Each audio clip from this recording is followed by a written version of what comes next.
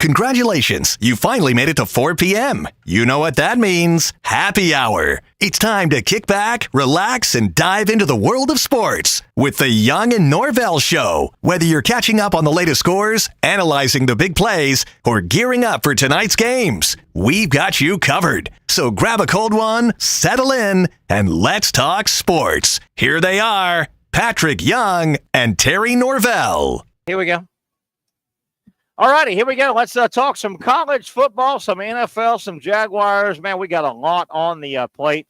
It is a Hump Day Wednesday edition. You know that means we are when I say we, the Young and Norvelle Show is sitting here inside Twin Peaks right here, the only Twin Peaks in our area, and they've been a great addition to the restaurant community. We're at the intersection of Atlantic and Kernan. He is Brent Beaird. I'm Terry Norvelle. Hopefully, Patric Young will join us in a little bit. Patric was doing late night duty, Brent Beaird, last night on Gator basketball on ESPN Plus, and he did a pretty good job. You're one there, yeah, he certainly did. I was speaking to the St. Augustine Gator Club last night, and listen, they raved about Patric. Yeah, he came to speak to them a few weeks ago. All right, that's enough about Patric. Okay. That's enough about Patric. You know, it's the Young and Norvelle that's show. That's right. Let's talk about Norvelle. Let's talk about the Norvelle side of it. No, he really did a good job. Mark Wise. I don't remember who the play-by-play guy was last night, but they did a nice job. Patric's carving out a really nice career. Finish off though what the club was saying about Patric. The club loved him. I mean, they said it was really awesome to and very inspiring. And he's been out there before. Yeah. Okay. Yeah. He was out not long ago. As a matter of fact, so that they were very pleased. The guys everywhere, man. The guys everywhere. And I also spoke to the Putnam County Gator Club, and he spoke after me. And the president of the club later told me that she was blown away by him. Sure. So he does a really good job of that. He really does. And folks, if you're out there, you've got a organization. It may be a youth organization, a corporate organization. Well, and again, I'm not Patric's agent. I don't make any money off him. You don't make any money off, right? But I've heard him speak. I've been around when he speaks. It's moving. It's powerful for a corporation, for a church group, for a school group, for youth. His story is inspirational. His approach to life he has no why me. That's right. Absolutely. Brent, I would have why me. I think a lot of us would, to be. I don't know if I want to use the word limited because really when I'm thinking him, I know he's in a wheelchair, but really from what he's doing in his life, he's not limited. No, not at all. And we'll get off. We got a lot of sports to talk about. College football, the Jaguars. I'll give you my 2 cents. I think I figured out why Doug Pederson hasn't been fired. We'll get into all this. A lot of stuff to do here at Twin Peaks on a Wednesday. I've said this before. I've said it to Patric. I've said it to his parents. And I don't feel guilty, but I do feel guilty, but I don't feel guilty, and you can help me. Terry Norvelle, the last 2 years that I've gotten really close with Patric Young, and we are we're comrades. We work together. We're buddies. I am a massively better human being because I have a relationship with Patric Young, and that makes me feel guilty a little bit because I go, I don't know if I would have met Patric in a weird way. His accident has made me a better person. Sure. And Brent, I feel guilty a little bit, but you understand what I'm saying. Oh, yeah, I do. Absolutely. Listen, our mutual friend Travis Ryer went through the same thing. He sure did, right here in Jacksonville, Florida. He had a wreck on the interstate. A bolt came out of his vehicle, rolled over, broke his back. And that was on, I think, 295. It was. Yes. It was. In Jacksonville, Florida, Had a steel rod inserted in his leg. But look, except for a limp, you really would never know that. And he never asked for a thing. Mm-mm. He rehabbed and he got back in mainstream. Oh, yeah. And he's got a wonderful wife. He's got a wonderful family. Yes. And he has helped a lot of people. He sure has. He has helped. Same with Patric. All right, Brent. Pat may jump on with us here on a Wednesday. I want to start with college football, and I'm not anti-Boise State. I'm not anti the little guy, Mm-hmm. but I am anti tilt the table so far to help the little guy Sure. that you punish the big guy. Right. Yes. The latest rankings come out yesterday, and again, we've got several weeks, and these are not official, but am I correct? Because of BYU's loss, and Colorado is charging from behind. They didn't start out high, so they're charging. Right, sure. Am I correct that if the poll ended right now and we went with it, Boise State, because they are higher ranked in their conference than the Big 12, BYU fell below them. Right. Boise State would get a bye in the tournament. I think I'm correct about that because the Mountain West would be higher than the Big 12. Now, I know the top 4 are going to get a bye. Well, that is. It's the top 4 ranked conference. Yeah, right. The top 5 get automatic. Yes. So BYU and or Colorado would get them automatic, but because right now they fall ahead of BYU and then obviously Colorado, Boise would be the 4th highest conference winner, and they would get a bye. And I've got an issue with that. I've got a real issue, and I'm not anti-Boise State, but my God, they just don't play the same schedule as BYU or Colorado. No, I agree. Help me with this. Now, Boise is 12 in both of the polls, in the AP poll and also the college football poll.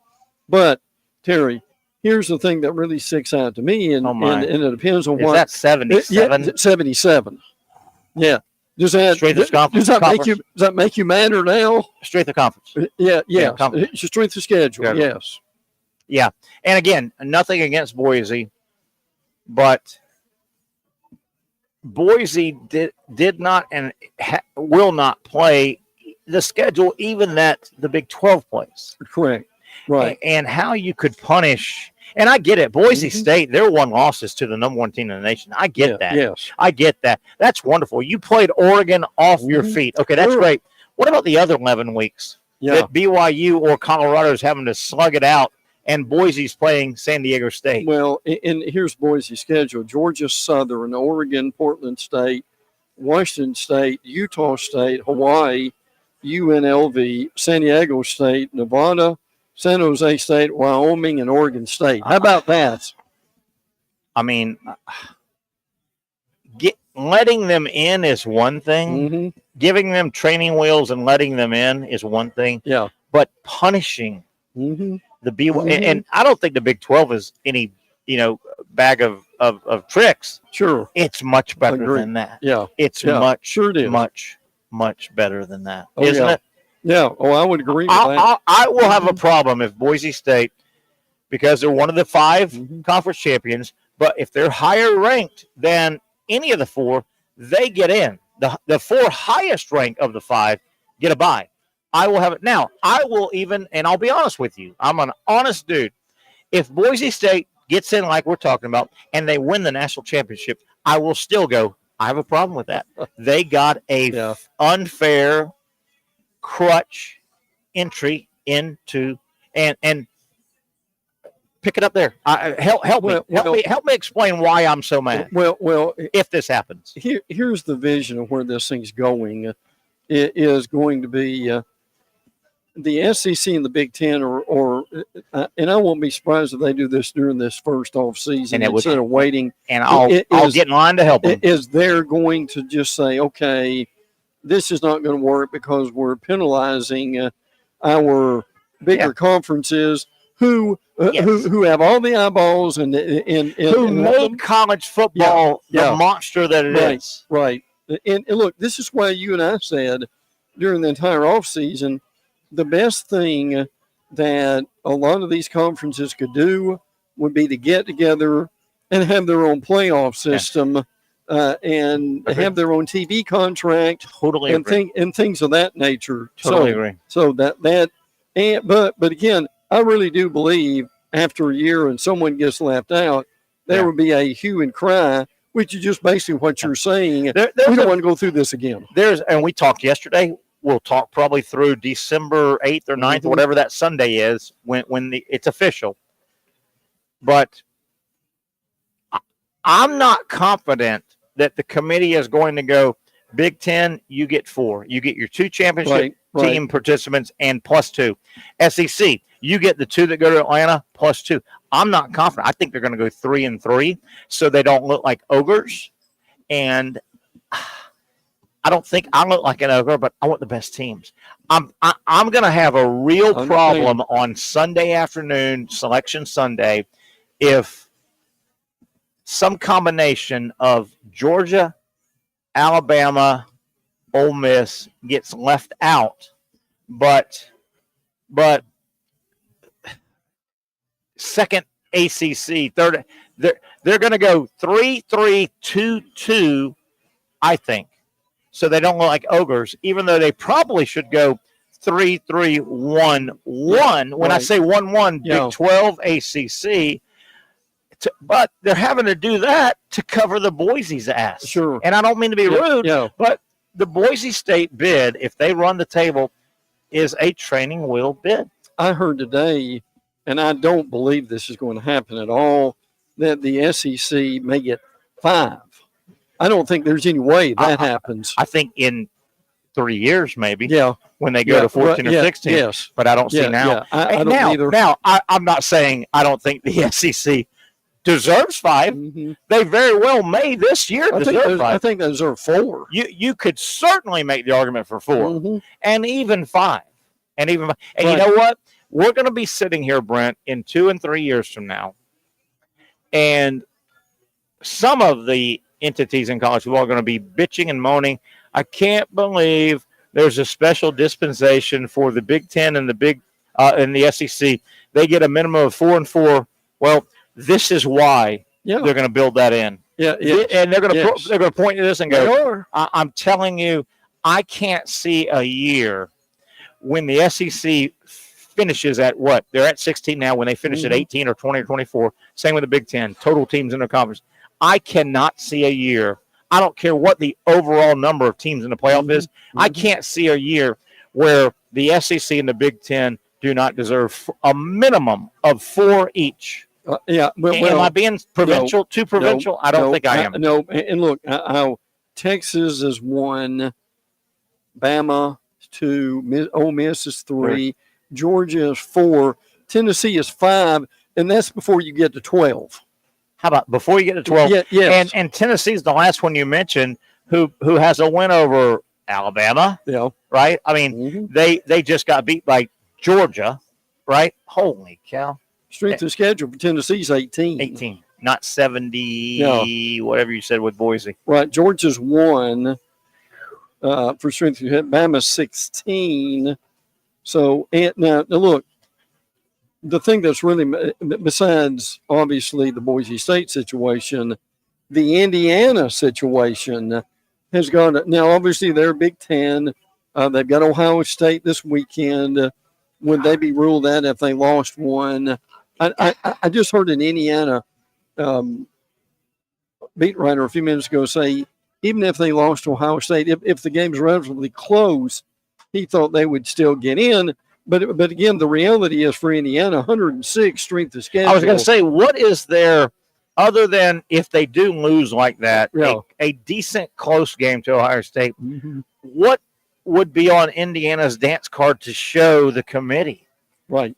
I mean, and you and I have been doing this a long time. I don't think you're provincial. I think you've got a pretty good sit on the fence and can see this side and that side, right? I think I've known you a long time. You look at Indiana, and I just don't think I'm one of these guys that goes, well, Indiana just has never been a football power. Well, I can overlook that if they were knocking off Oregon earlier, right, or Alabama earlier. Sure. But I haven't seen them really play or beat anybody of substance. Well, so what this tells you is, does it, and I'm asking this rhetorically now, so Terry, are you telling me that the committee is looking at that loss number a lot more than they're looking at the strength of schedule? I think so. That's what it looks like. I think it's obvious. Yeah, I do too. I think it's obvious now. With that said, and I'm being silly and pie in the sky here, but I mean, if they're going to always use that, then why wouldn't you just become an independent and play Southern Miss and East Carolina and just? And to our producers, Zach, I mean, Carolina's 7-3. If they'd won one more game, they'd be 8-2. They'd be involved in this discussion in the mix, like the LSU game. Yeah, exactly. You look back now; they had no business losing to LSU. Probably. No. You look back, but yeah, it's a flawed system. I think within 2 years we get closer. We do. We get closer. We've got to get the committees out. We've got to get the committees out, and that's going to hurt people's feelings because to get the committees out, you have to go really almost like NFL-esque, NFC, AFC, and then division, right? And with that, you've got to lock some schools out. You just got to say, hey, you're just not long-term in our plans of 64, of 48. Right? But it's got to go there. We're close. I think, would you agree, this year, next year are probably the last two guinea pig years? Yes. Guinea pig years. Yeah. And what Terry's talking about is one thing we have talked about for years is basically getting down to 60-ish. Yeah, teams. 64. And I'm not, and that may be too many. It may be 48, may be the number. Yeah. 24, division. Win your division, you get in an at-large or two, and then you go play. That is what the NFL does. The NFL does it with 32. But the NFL goes AFC, NFC, division. 8 of those. That's what they do. There is no you can't have freaking committees deciding this. And the question is ridiculous. And the question is going to be, what are the advantages of actually having a committee at this point? But the thing we're seeing is you're seeing a national media narrative defending Indiana and defending Boise State and teams of that nature. You're seeing also more of probably half the country of, the two best conferences don't have the most teams in there. Yeah. Isn't it, and we're coming up on our first break. This is a great topic, by the way. Isn't it almost human nature to, let the little guy up, give him a hand up, the little guy, Boise, right? It's almost human nature to say that. Now, I look at it as, for every crutch training wheel you give to the little guy, you're kicking the big guy right in the freaking nose, right? Yeah. What's worse? Well, you got to give the little guys a chance, or is it worse to give the little guys a chance and to absolutely smear mud in the face of a big guy that deserved it? I don't believe in that second part. And again, as we have basically mentioned and suggested now for years, is instead of having one team at 12, have your own playoffs of the non-power 5. Yeah. And you can have your own 12-team playoff, 20-team playoff if you want to do that. Instead, just have one. I think it would be pretty big. It really would be. I think it would be. I'd watch that, wouldn't you? I would watch it. Absolutely. I think it would damn sure watch it. So anyway, all right, we're off and running. Brent Beaird, Terry Norvelle here on a Wednesday. I want to thank our Wednesday home, Twin Peaks. By the way, online merchandise sales. So you can get all this wonderful merchandise. They got a huge sale through the 29th of November. Go to the website, twinpeaksrestaurant.com, shop.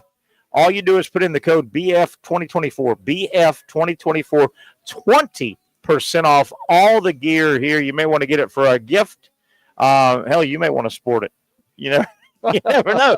You may want to wear. Hey, if you want to wear denim shorts and a what do you call it, flannel tied up shirt right here with what do they call Ugg boots or whatever they wear? Yeah. Hey, Brent, I respect it, man. I respect you, man. If you want to order that for yourself for Christmas, you get 20% off right now through November 29th. Or maybe they have some jorts. You never know. You remember that? George work, man. They work around Gator Nation. We talked. Our buddy Brady Ackerman. We've talked about George with Brady for quite a while. Hey, George, get it done now. Hey, you got to be known for something. You know, I mean, I bet Zach might even consider George at some point. Hey, you know, LSU's known for they smell like corn dogs, right? And Georgia's known for this, and Alabama's known for that. Florida's known for the George, right? Yeah, let's not bring that up to Brian Kelly now. Okay? Let's don't do that. One down, a long way to go. He's Brent Beaird. I'm Terry Norvelle. Got a lot to cover. We'll get back into some NFL.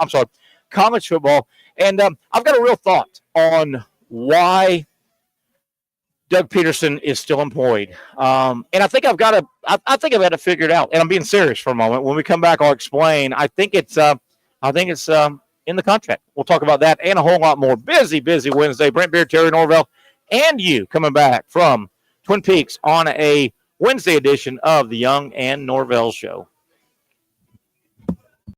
Finally, a family atmosphere, kid-friendly restaurant with a real sports bar feel. Bricks Jack's Beach features all of that and a large, climate-controlled covered patio with misting fans and heaters for all seasons. Mix in an extremely diverse menu that features the most quality and affordable steak at the beach, and there's no reason not to enjoy your next lunch, dinner, happy hour, or big sporting event at Bricks Jack's Beach, 300 2nd Street North in Jacksonville Beach. See you at Bricks Jack's Beach.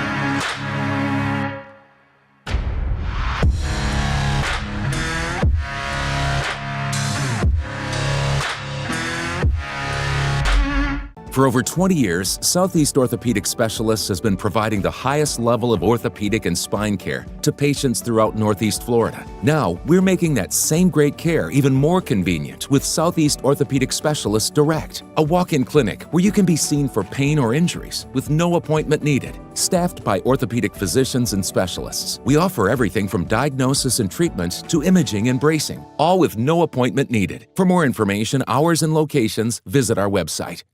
You really got to hand it to him. Hold on. The previous play is under further review. I'm not sure what he could review, but okay.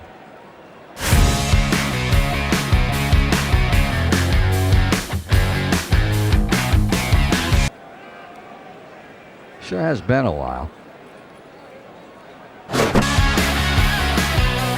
Dine in at Hurricane Grill and Wings for the football season. Well, there he is. Oh, what is that? Hey everyone, Olivia Tasley here from Action Sports Jacks to tell you all the different ways you can watch our new 24/7 network. 3 easy steps. You don't even need a pen and paper to write it down. Step number 1, download the app. Search Action News Jacks in your app store either on your phone or your smart TV. Then, once you're on the app, click on that little drop-down menu in the upper left-hand corner with the 3 little lines. That'll show you these options, and boom, right here, click Action Sports Jacks 24/7, and you will be brought to our continuous stream channel. That app can be accessed through all these different platforms, whether you have Roku, Fire TV, Smart TV, Apple TV, or Google TV. You can find our app. Now, if you don't have access to the app, don't worry. We still got you covered. We're across all social media platforms from Facebook, Instagram, X, YouTube, Twitch. We have a podcast channel. Plus, check out our short reels on our TikTok. Action Sports Jacks 24/7. It's on all the time and everywhere. Summertime means sizzling sales at Knecht Buick GMC. The #1 Buick GMC dealer in Jacksonville has lots of inventory to choose from with their best price guarantee. Knecht never charges above MSRP. You can save up to $10,000 off select new GMC Sierras or get rates as low as 1.9%. You know, I'm a truck guy. GMC Sierra, my trim level is an SLT. This one's an Elevation. Pretty good looking color as well. So here at Knecht Buick GMC, you have a lot to pick from. My father-in-law, he drives this, an Enclave, so I feel like that GMC in the family. 2025 is coming around the corner, which means it's almost time to close out those 2024s this summer. You can schedule a test drive at NimnickBuickGMC.com. And while you're there, check your trade value and customize your payment options. Nimnick is there for you, even on Sundays. Visit the showroom on Phillips Highway or shop online at NimnickBuickGMC.com. Nimnick, your friends in the car business since 1941. GMC, we are professional grade. All right, they swear there's a cold front coming in somewhere. Zach Rothrock, you're kind of our weather guy because, well, I just made you our weather guy. Did you see any cold front coming in there, Zach? Cold front. Zachary. I do not believe that there is a cold front coming in. That's my official weather broadcast. When did I become the weather guy? Word has it, Brenton Beaird. I'm gonna call you Brenton Beaird. Is that your real name? No. What's your real name? My real name is Brent Beaird, and both Brent and I do not have a middle name. Really? No. On purpose? Well, I guess maybe mom and dad thought that was enough. I tell you one thing, man. And I thought I grew up poor. They grew up so poor they couldn't afford a middle name. That's right. Holy cow! Haven't you heard we got a cold front coming in? Right. We have 60s and 40s that I think are supposed to start. I think the low in the morning is 48. Coming up this morning. Yeah. So it's going to come soon. Yeah. It could, it's coming through today. I'm fine with it, man. Oh man. And let me tell you something. I love the summertime. I'm gonna get my football book, and I'll get my football book. Mm-hmm. I'll put my sunscreen on for 30 minutes or so. Get a little vitamin D, which is good. My dog will run around. Mm-hmm. I love that. But I don't mind. I don't mind when it turns. Absolutely not. And that whole, if you're like me, I got a whole side of the closet I haven't touched in 6 months. Same here. Long sleeve shirts, blazers, and jackets. Yes. And Brent, frankly, I look good with all that stuff. I know you do. I can wear scarves. I got hats and stuff. That's right. Yeah. You look devilish doing that and all that. But look, Terry, it's 85 to 90. 9 months of the year here. Yeah, we're fine. So fine. And the great thing about it is to actually be outside, not sweat. I agree. But there are actually days you don't sweat. Isn't that nice? And you know what? Provided we're all safe on the roadways. I want us all to be safe. And driving in bad weather can be rough. I don't even mind that December, January, February, where we'll catch some cold and rainy, slushy days. I don't, as long as we're safe. Yeah, I don't mind that. Yeah, but I tell you, there are some days here, and we'll get off weather in a minute. But there are some days here when it is so raw that it's colder here than it is up north. Sometimes it is in funny January, how that happens, February. And oh, by the way, speaking of being in a cold climate, I watched Jim McElwain last night. Yeah, talk about Jimmy coaching his team, and Jim McElwain announced that he's retiring. Central today. Michigan. Yeah. Right? Yeah. He actually carved out a decent little career there post Florida. And they were holding up a trophy last night, and that may have been just beating your rival type trophy. But you could tell after the game, his wife was on the field. They were holding hands. Good. Jim was smiling at everybody. Good. But now you look back at that and you think, but look, this is still a guy that made it to Atlanta twice. That's right. Didn't he make it twice? I think he made it twice. Yes. And McElwain reminds me a lot of Ron Zook. I think Zook had a closer chance to succeed at Florida, even though McElwain went to 2 SEC championship games.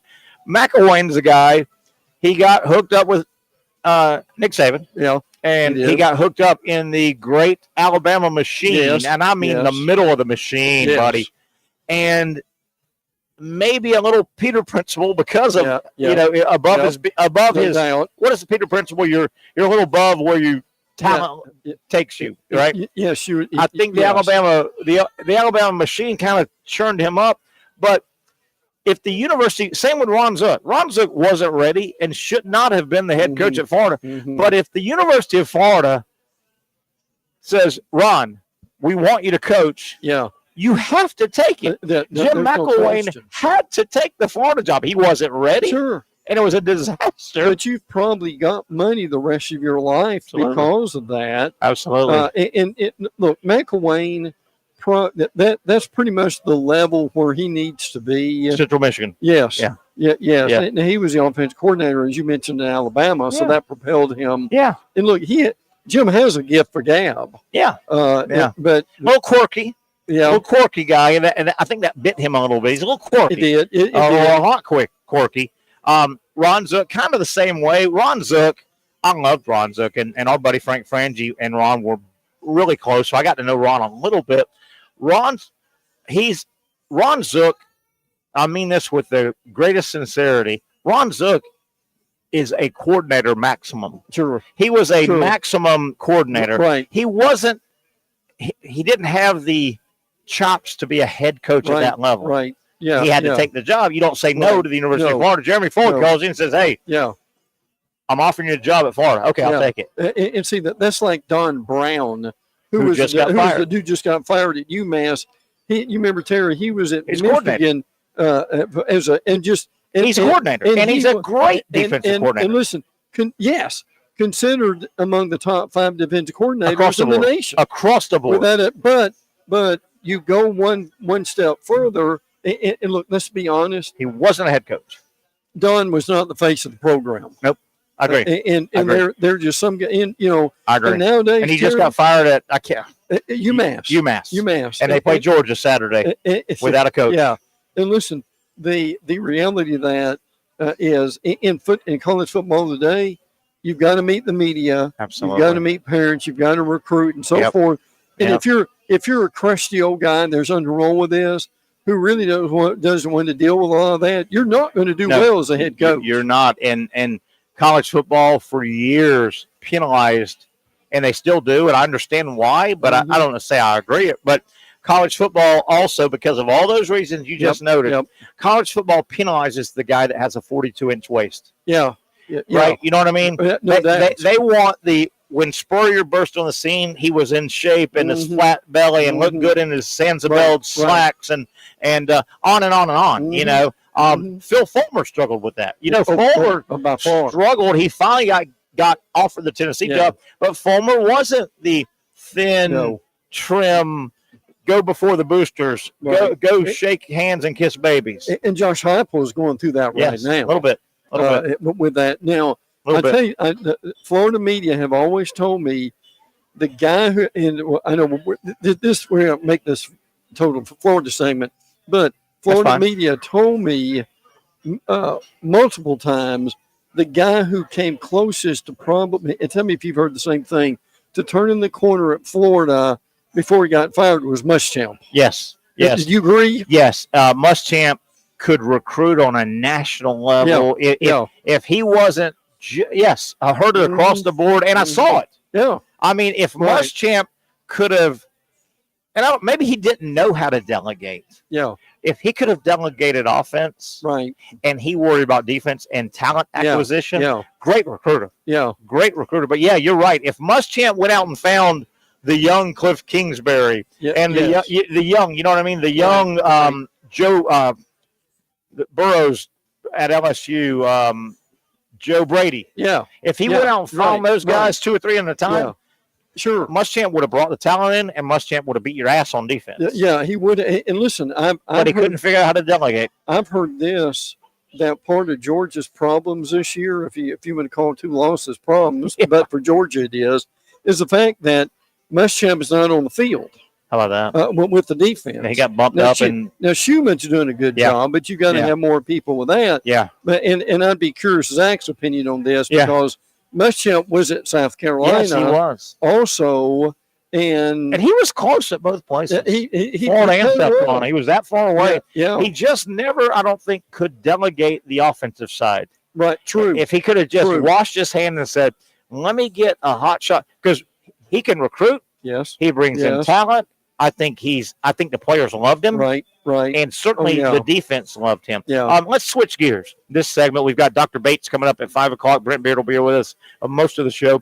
Let's switch gears to the Jaguars. Doug Pederson still has not been fired. We're not being mean here, but he's getting fired. That's coming. I really put some thought into this the last 24 hours. Here's what I think is going on. I don't have any insight. I don't have any sources. I think because he should have been fired now. Yesterday or today. This is the off week. You've got 2 full wraparound weeks to kind of catch your breath.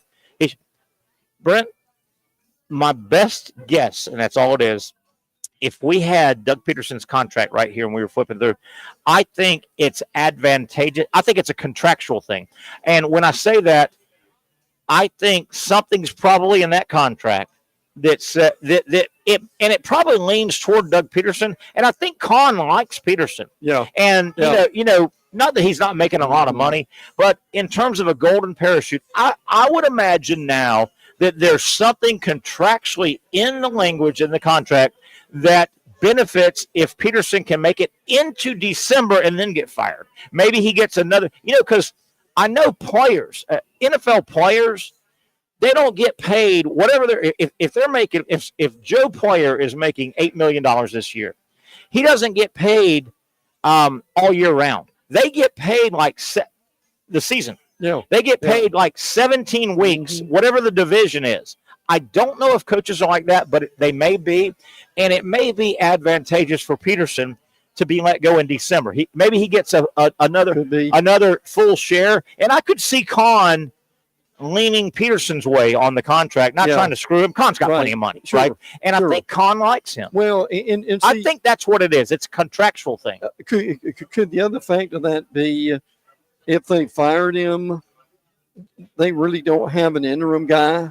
Maybe who maybe could be the face of the program for a month, maybe in order to get on from there. I think they do. Mike McCoy, I think, is on staff, and he's been a head coach. I think they've got, but there's obviously something there because you and I and that guy right there at Twin Peaks and that guy over there and that. Oh, look at that girl. Anyway, she knows he's not coming back. Right.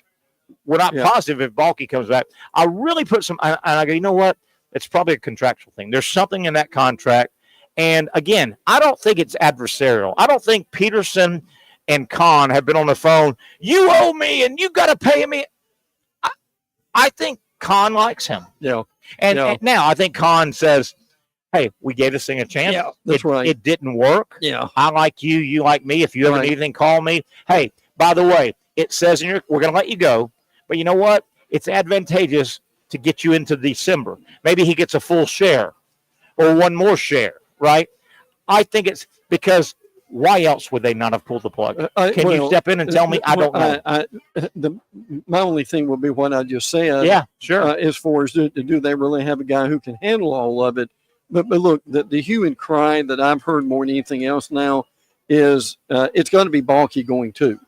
Because I couldn't imagine not, but I mean, I think he's going to say created this. I think somehow he's going to be the cockroach that you can't quite kill. The cockroach has been around forever, right? The cockroach has made it through the winter, the dinosaur age. I think I don't agree with it, and I don't like to fire people. By the way, firing's not cool. No, but if I'm making a call, Pederson and Balky have to go. It just feels like Con's going to keep Balky. Yeah, I don't know how. He's one of the great magicians of all time. I'm not sure how that would go over with the fan base. I know. I totally agree, but it just feels like that. Let's get back to college football, Brent. I was trying to look this morning. Help me out if you know the signing day. I mean, the December signing day, which 2 weeks from today, which is the signing day. Isn't it like December 4th? Yeah, it's 2 weeks from today, and that's the real one. There's a second one on February 5th. Yes, but 85% of the players are going to sign. No question. So the regular signing period is December 4th. Yes. And then the portal opens up right around there, and I think goes through January 15th. Well, see, talk about that. The signing day was on December the 20th. Yes. But so you can't do that now. You can't be involved with signing what happens on the 20th? And involved with the playoffs. It starts on the 20th. That's not fair for anybody. No. But look, you're still, basically on signing day, Terry, you're still dealing with, that's championship, conference championship games that weekend. It's tough, man. And you really shouldn't be dealing with recruiting that weekend if you're in the championship game. Yeah, and who's going to get punished? Not the teams that aren't in the championship game. In a weird way, the teams that are. You've got boosters. You're in Atlanta. You're in Charlotte. You're in Indianapolis. You're playing. Hey, you're boosters and it's an exciting time and you're trying to practice. Yeah. Everybody else is still, and I get it, there's a dead period, but Right. you know how that goes. Sure. Everybody else is thinking recruiting. Well, Alabama, Georgia, Ole Miss, on and on, BYU, these, you shouldn't be punished because you're busy as hell that week. Well, and what they'll eventually But you do, might get punished. Yeah, yes, that's very true. But what they really eventually, Terry, are going to do, they're going to move the first signing day to the summer. Right. I agree. And they really should have done that about 20 years ago. I agree. And the way it works now, these kids, the ones that are really getting recruited, man, they are unofficial. They find their way to campuses and visit. And hell, you could move the official. You can pay for the visit. Just move it back. Oh, yeah. Move it back. But, yeah, it's an awkward situation. You've got signing day. You've got championship Saturday, selection Sunday. You don't want to punish those schools for having a good year. And then the portal opens up. Yep. What about the schools that are playing for a championship? Oh, yeah, absolutely. They want to pay attention to the portal, but they're trying to win a quarterfinal game. Sure. And they're trying to win a semifinal game. Right. And they're trying to get into the January 20th game. It's an awkward. And then February 5th, most people have already signed. They have. And then we'll have another. Will we still have the spring portal? I can't remember if it's. Yes, we'll have both of them. They were thought they'd get rid of the spring portal, but they didn't. But what they did is that they just cut the number of days down again. Okay, it's what from 45 to 30 or what have you. Yes, my goodness, it's convoluted. It is. It is. But your original point, my original point, 2 weeks from today is you start stocking your team for 2 years from now. In 2 weeks, it's big time. But see, this is no longer, okay, why am I going to sign with School X? I'm going to sign with School X because they've got a great tradition. They've got cool uniforms. They have got ice cream machine in the dorm room. Yep. They get free haircuts. And they've got a bowling alley. Well, see, those things don't matter. They don't matter anymore. All that matters is how much money am I getting? Yeah, NIL. NIL. That's it. And you've got, now look, the money that we see on Twitter is not always money that's out there. I agree. I will say this, and I've been one of the few that has said this. I think this whole NIL thing is going to work its way out. And here's where I think it's going to work its way out. Obviously, Congress has stepped in. Yes. And we are, it may even be next year. It is. The schools are being told, the big schools, that you have a salary cap of, let's just call it 20. $21 million. It's right. Okay, call it 21 million. Yes. Okay. And that's for all athletes, by the way, not just football. The majority is going to football and basketball. Okay. So the schools are going to have salaries to pay. And then, I think this is good, the NIL portion, the schools, I don't even think there's going to be NIL, what's the word? NIL. The collective situation. I think that's going to go away. And the schools will pay running back, quarterback, okay, and you, the athlete, the NIL is on you. You've got to get the school and the collective out of it. I think that's going to really clean things up. I now, that's just like the NFL. The NIL will be Trevor Lawrence's contract from the Jaguars. Yeah. Okay, that's his NIL.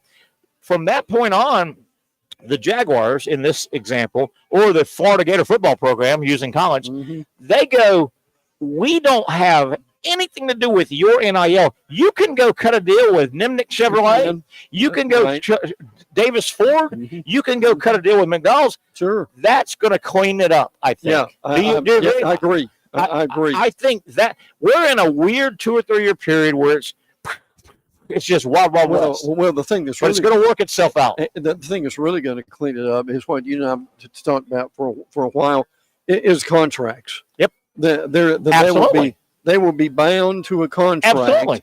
And here's the reality. Absolutely. There's a lot of stuff that's involved with this that we don't quite know yet. But look, Terry, like the NFL and any other work in life, if you've signed a contract, you can be fired, right? Yes. what the average fan just can't get through their mind is what you just said. Until it's structured, and it's coming, but until they become employees, and I said the schools will have salary caps, and they will go, we're paying, you are our quarterback, number one, we're paying you X, but there's a binding contract. Right now, the fan just cannot understand why the schools and NSA can't. Hey, you need to say you can't do this. You can't.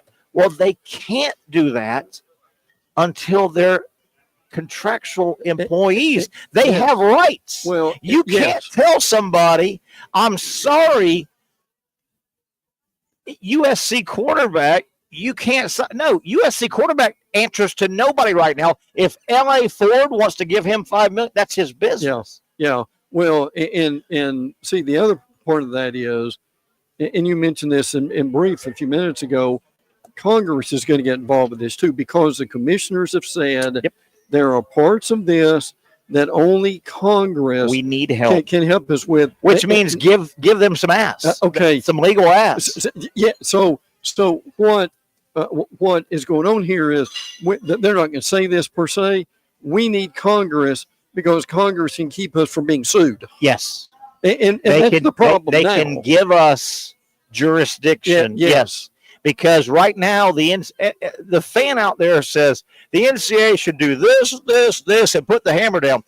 They don't have the jurisdiction to do that. That really sounds wonderful, but the fan, 80% of fans can't get that through their mind now. No, they can't. The reason it all works in the NFL is they are salaried employees. They also, when they become employees, they have their own union. Right, okay, right. So the union players deals with the owners union owners. Oh, yeah. And then, well, you don't have that yet. You've got to get that to have some traction. Well, and Ted Cruz, Ted Cruz, Texas Ted Cruz is chairing the committee that actually has a lot to do with this.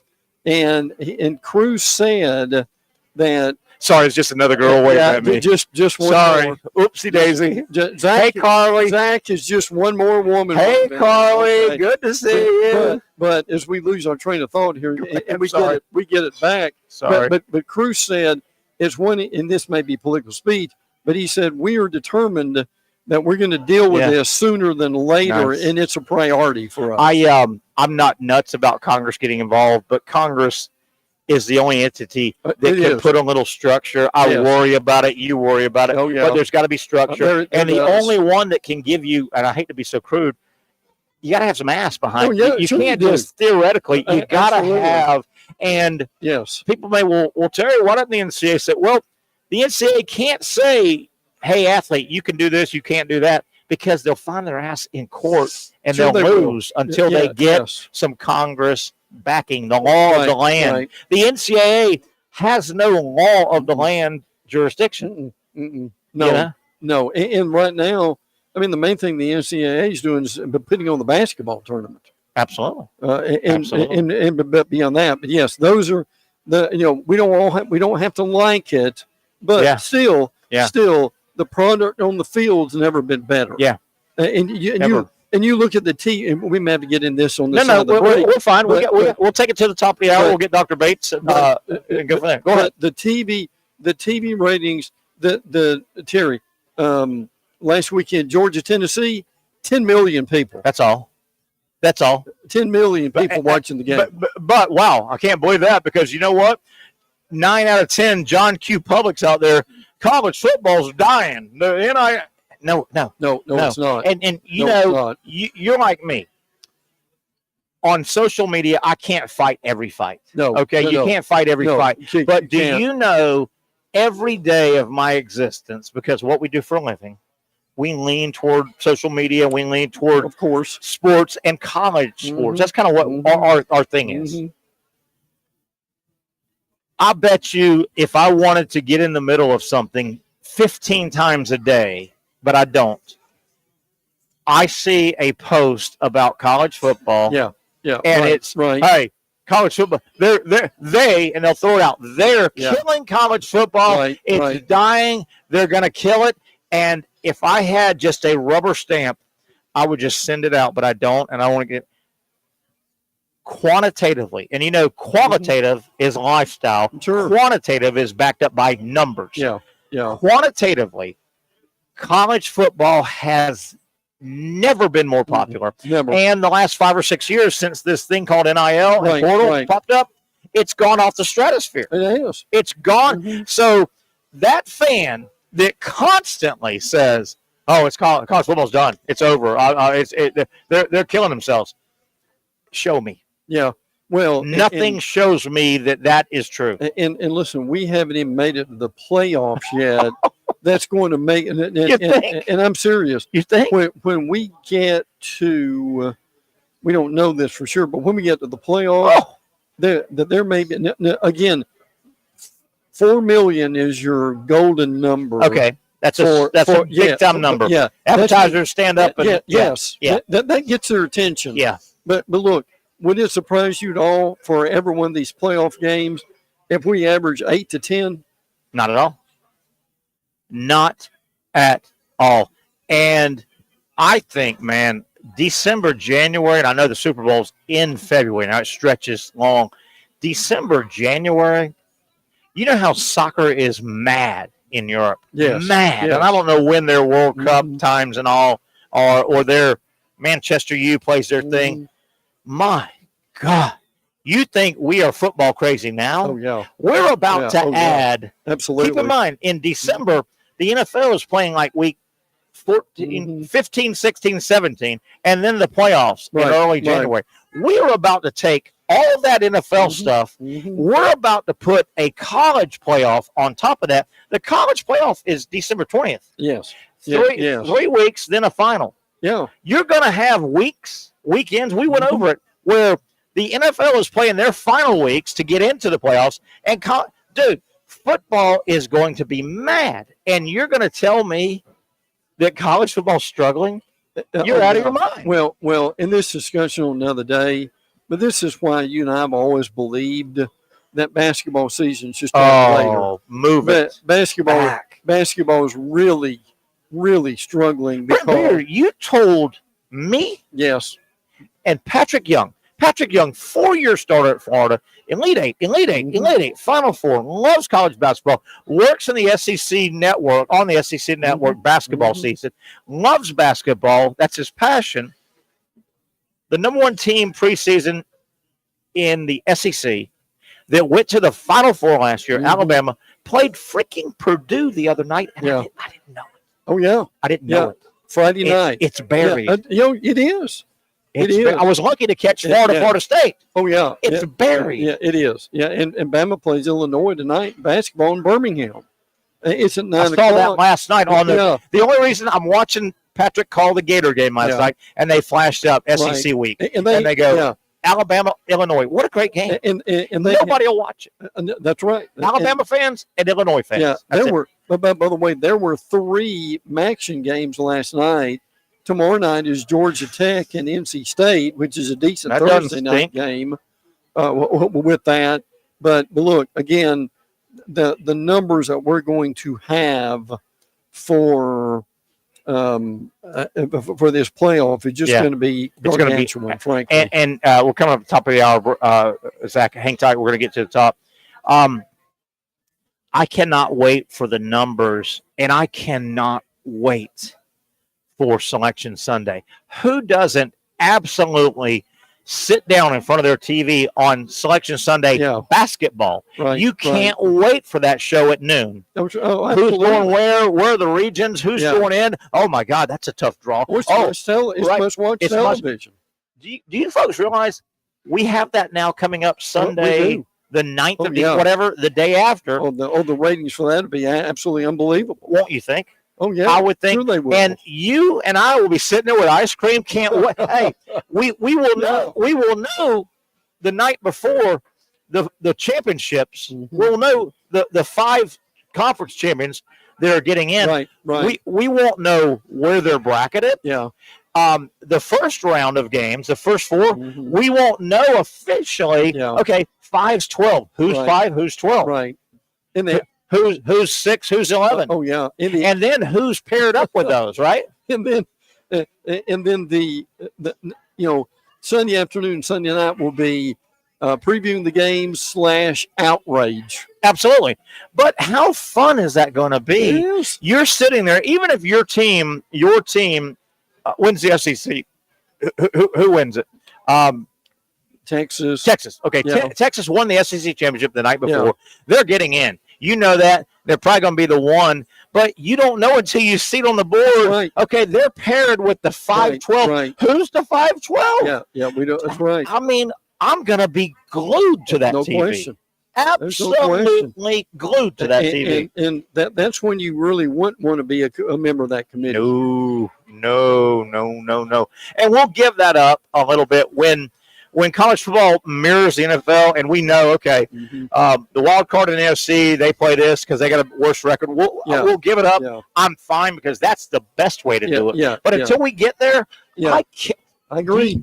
I think that Sunday noon, it's going to be noon, right? It'll be noon, probably. Yeah. The basketball is it at noon? 5. No, basketball is at 5. 5. Okay, yeah, they stretch and they football is at noon. Yeah. Oh, I cannot wait to sit there and go, because part of a tournament is, okay, we hope the best team wins, but the best team doesn't always win. That's right. Sometimes you get a break and somebody can do your heavy lifting. Right. Let's say you've got a favorite team.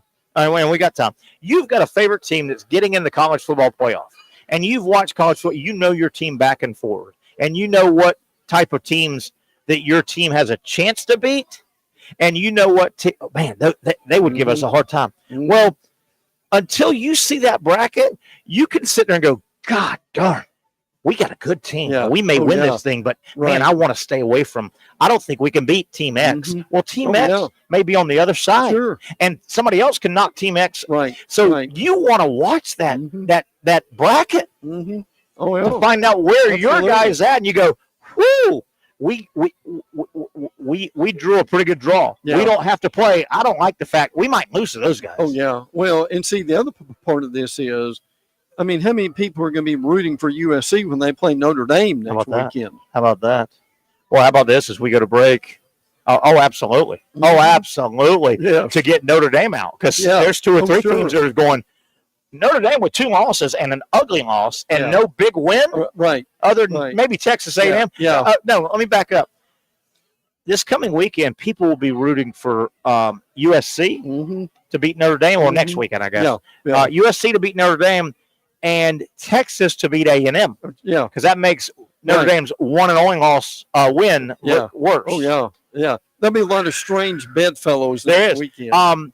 Georgia's safest way to get in is to make it to Atlanta. Your safest way is to get to Atlanta because both are getting in, right? Well, Georgia, we don't know. See, that's the big controversy right now. how many are they going to get in? Logic would tell you that the loser of your championship game has to get in. Yes. But we don't know that yet. I know. But if you're Georgia, you are red and black pom-pom, sitting your butt in front of that TV at noon on this coming Saturday going, go Gators. Knock Ole Miss out, right? Absolutely. Because Ole Miss has a win. See, Georgia's plight is they've got a loss to Alabama and Ole Miss.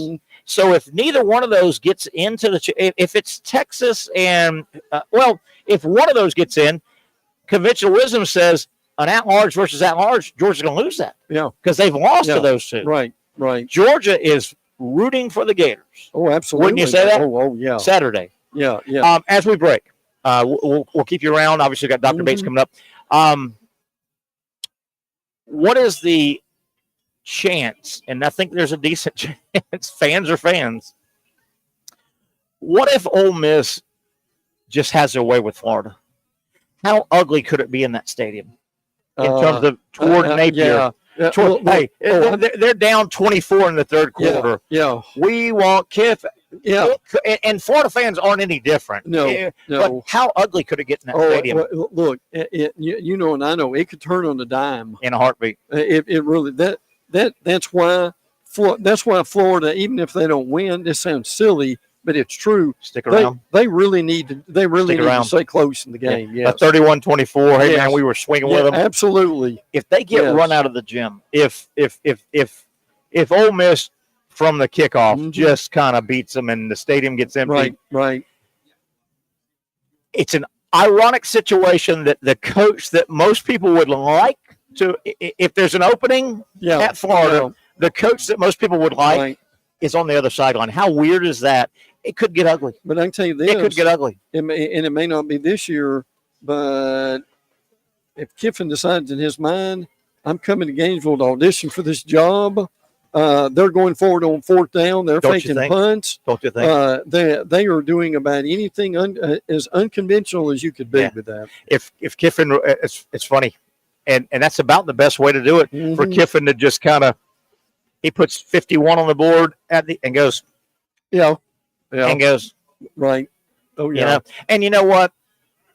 I've got a couple Ole Miss friends in this town. I've got a buddy or two that a buddy of mine has a son that's gone to Ole Miss. They love it.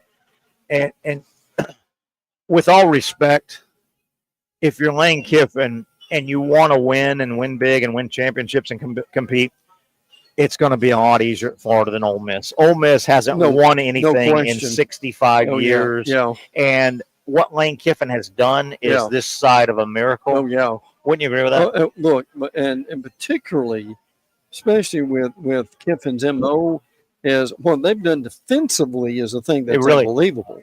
And the fact that he saw that, and he started 2 or 3 years ago working on that. It wasn't a one-year fix. Yeah. He started saying, we got to portal some guys. We got to play defense. Let's take a break. We're going to get Dr. Aaron Bates from Southeast Orthopedic Specialist. He's going to definitively tell us where the hamstring is at. Another full week now. Lagway did not run a bit, and it was in the game plan not to run. Right. I was in the press box. He could have kept the ball a million times. Yeah. Obviously, they said, do not run the football. Can't wait to hear from Dr. Bates in terms of one more week. Where we think this will be 3 full weeks now with rehab since the injury. Where is Lagway? And, man, we're going to talk about a broken forearm. Alex Anzalone, the great Gator linebacker, in a throwaway game. Detroit was going to win that game by 1 million to where Anzalone broke his forearm out 6 to 8 weeks. We'll talk about that. Is that a hard 6 or 8 weeks? Because the Lions are going to the playoffs, my man. Yes. Don't you hate to get injured in a throwaway game? And the truth is, 6 to 8 weeks. Yeah, he may be back before the playoffs. Yeah, you know, it's a long NFL season. That and a whole lot more. 1 down, 1 to go. Second hour kicking off the Young and Norvelle show live from Twin Peaks.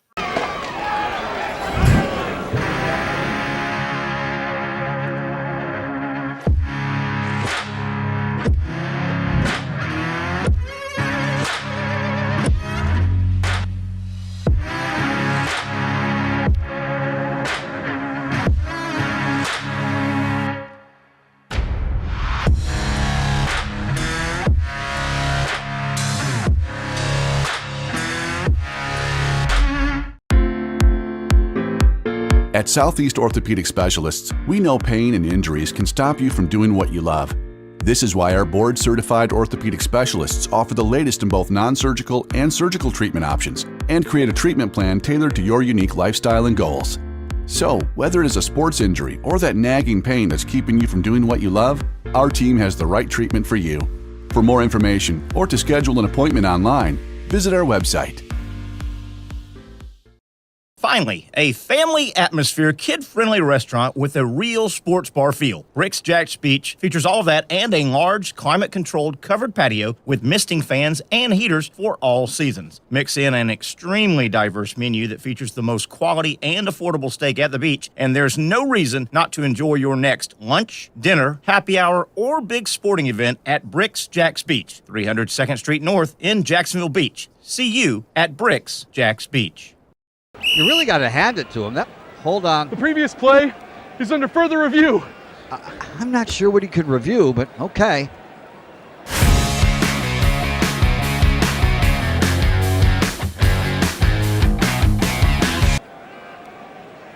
Sure has been a while. Dine in at Hurricane Grill and Wings for the football season. Well, there he is. Oh, what is that? The Action Sports Jacks 24/7 network is streaming. I'm Stuart Weber, and I'm here to teach you a nice 3-step process on how you can watch all your favorite programming, from the Brent and Austin Show every weekday 10 a.m. to 1 p.m.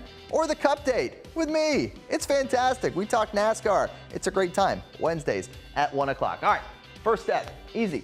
Download the Action News Jacks app. You probably already have it downloaded on your phone, so you might already have that one taken care of. Step 2, see that stack of pancakes up there? You click that stack of pancakes, and it's going to bring down step number 3, which is a full screen of all the different streams that you can click on, including the Action Sports Jacks 24/7 stream. You click that, the video's rocking and rolling on your mobile device. You're watching all the shows you want to, and you're having a good time. You can also do it on your smart TV with the Action News Jacks Now app. I do it on my Samsung TV at home. It's a great way to watch it on a nice, large screen for all the content. That's the Action Sports Jacks 24/7 network. Hope you can find it. You trust CGC to make your water great, and now you can trust CGC with your plumbing needs as well. Fast, convenient scheduling, licensed and insured. A quick call away at 904-552-1242. You never know when you're going to have an issue with a shower, toilet, or maybe it's a sink that sometimes is easy to fix. All right, let's be honest. I'm not fixing anything.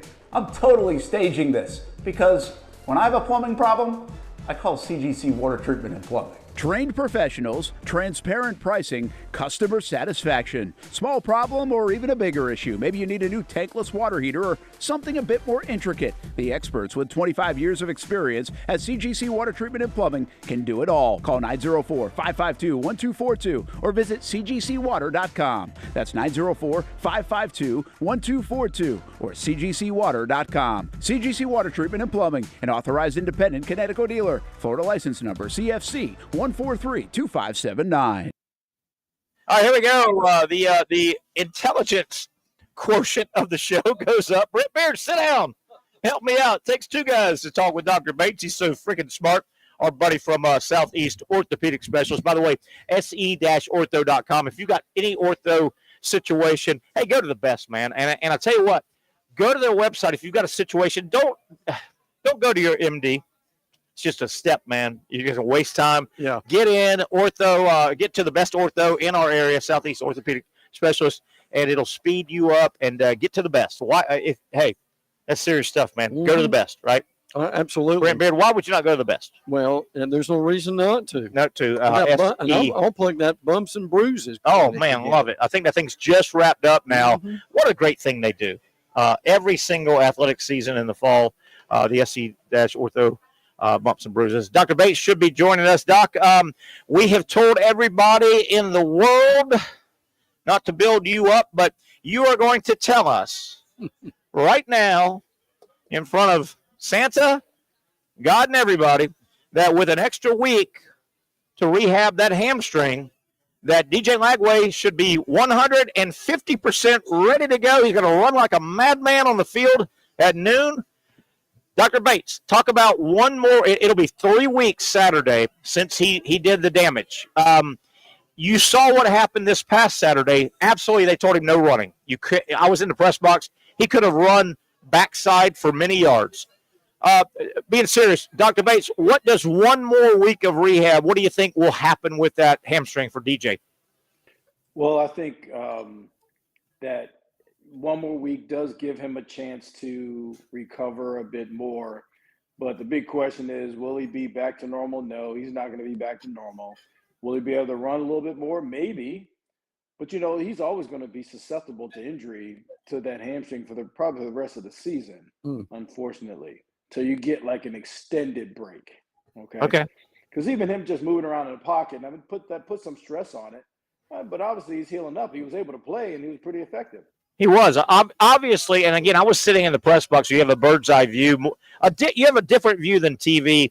There were probably, Brent Beaird, I bet you there were 10 to 12 times where shotgun, running back on his hip, he rode the running back into the line, gave him the ball. If he pulled the ball out, there were tons of yards, but he never did that one time, which he was coached, hey, man, you're just not going to – you're going to help us with the threat of the pass.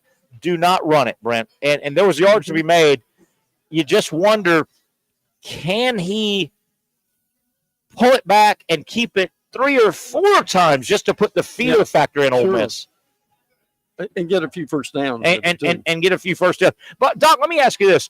In your professional career, high-level orthopedic surgeon, with regard to a hamstring injury, does that happen? And I apologize if it's not a black or white answer. Does a hamstring happen more likely because your legs and your hamstring are overdeveloped or underdeveloped? Or is there a yin and a yang there? Yeah, I mean, that's a good question. I think there's a lot of what we'll call muscle imbalance. So maybe your hamstrings just aren't as developed as your quads. That's where I'm going. Mm-hmm. Yeah, and so that muscle imbalance can lead to these hamstring injuries. But you never know. I mean, these guys are highly trained and are in good shape, but they still get these injuries. Yeah. So sometimes we call them overuse. Sometimes it's just a freak thing. You go to accelerate, and you just and the muscle can't take the stress that it's under. Are hamstring injuries more? Do they happen more the initial when you go to burst, or is it you're 40 yards into the run and then you pull it, or is there any differentiating? It's more of an accelerate. It happens during more of an acceleration when you take off. Phase. Yeah, but you can have an acceleration phase in the middle of a run too. Okay, right? Yeah, sure. You're switching the gear, right, to accelerate. You're going into from third to fourth, and that it can happen that way as well. Dr. Bates, Terry and I were talking about Alex Anzalone, who is with the Lions, that broke his forearm. And he's going to be out, 6 to 8 weeks, Terry? It looks like they've listed 6 to 8 weeks for the broken forearm. What is available now to, for lack of a better word, stimulate the healing? And as you get closer, is there a way to put him in a cast-like situation where he may actually be able to play? How would you handle question. That? How would you handle that situation? Well, I mean, obviously, it was a displaced fracture, which I think that needs surgical intervention, and it sounds like he broke both his bones in his forearm, the radius and ulna, and so he's going to need plates and screws on both of those to stabilize it initially, to start, the healing process a little better.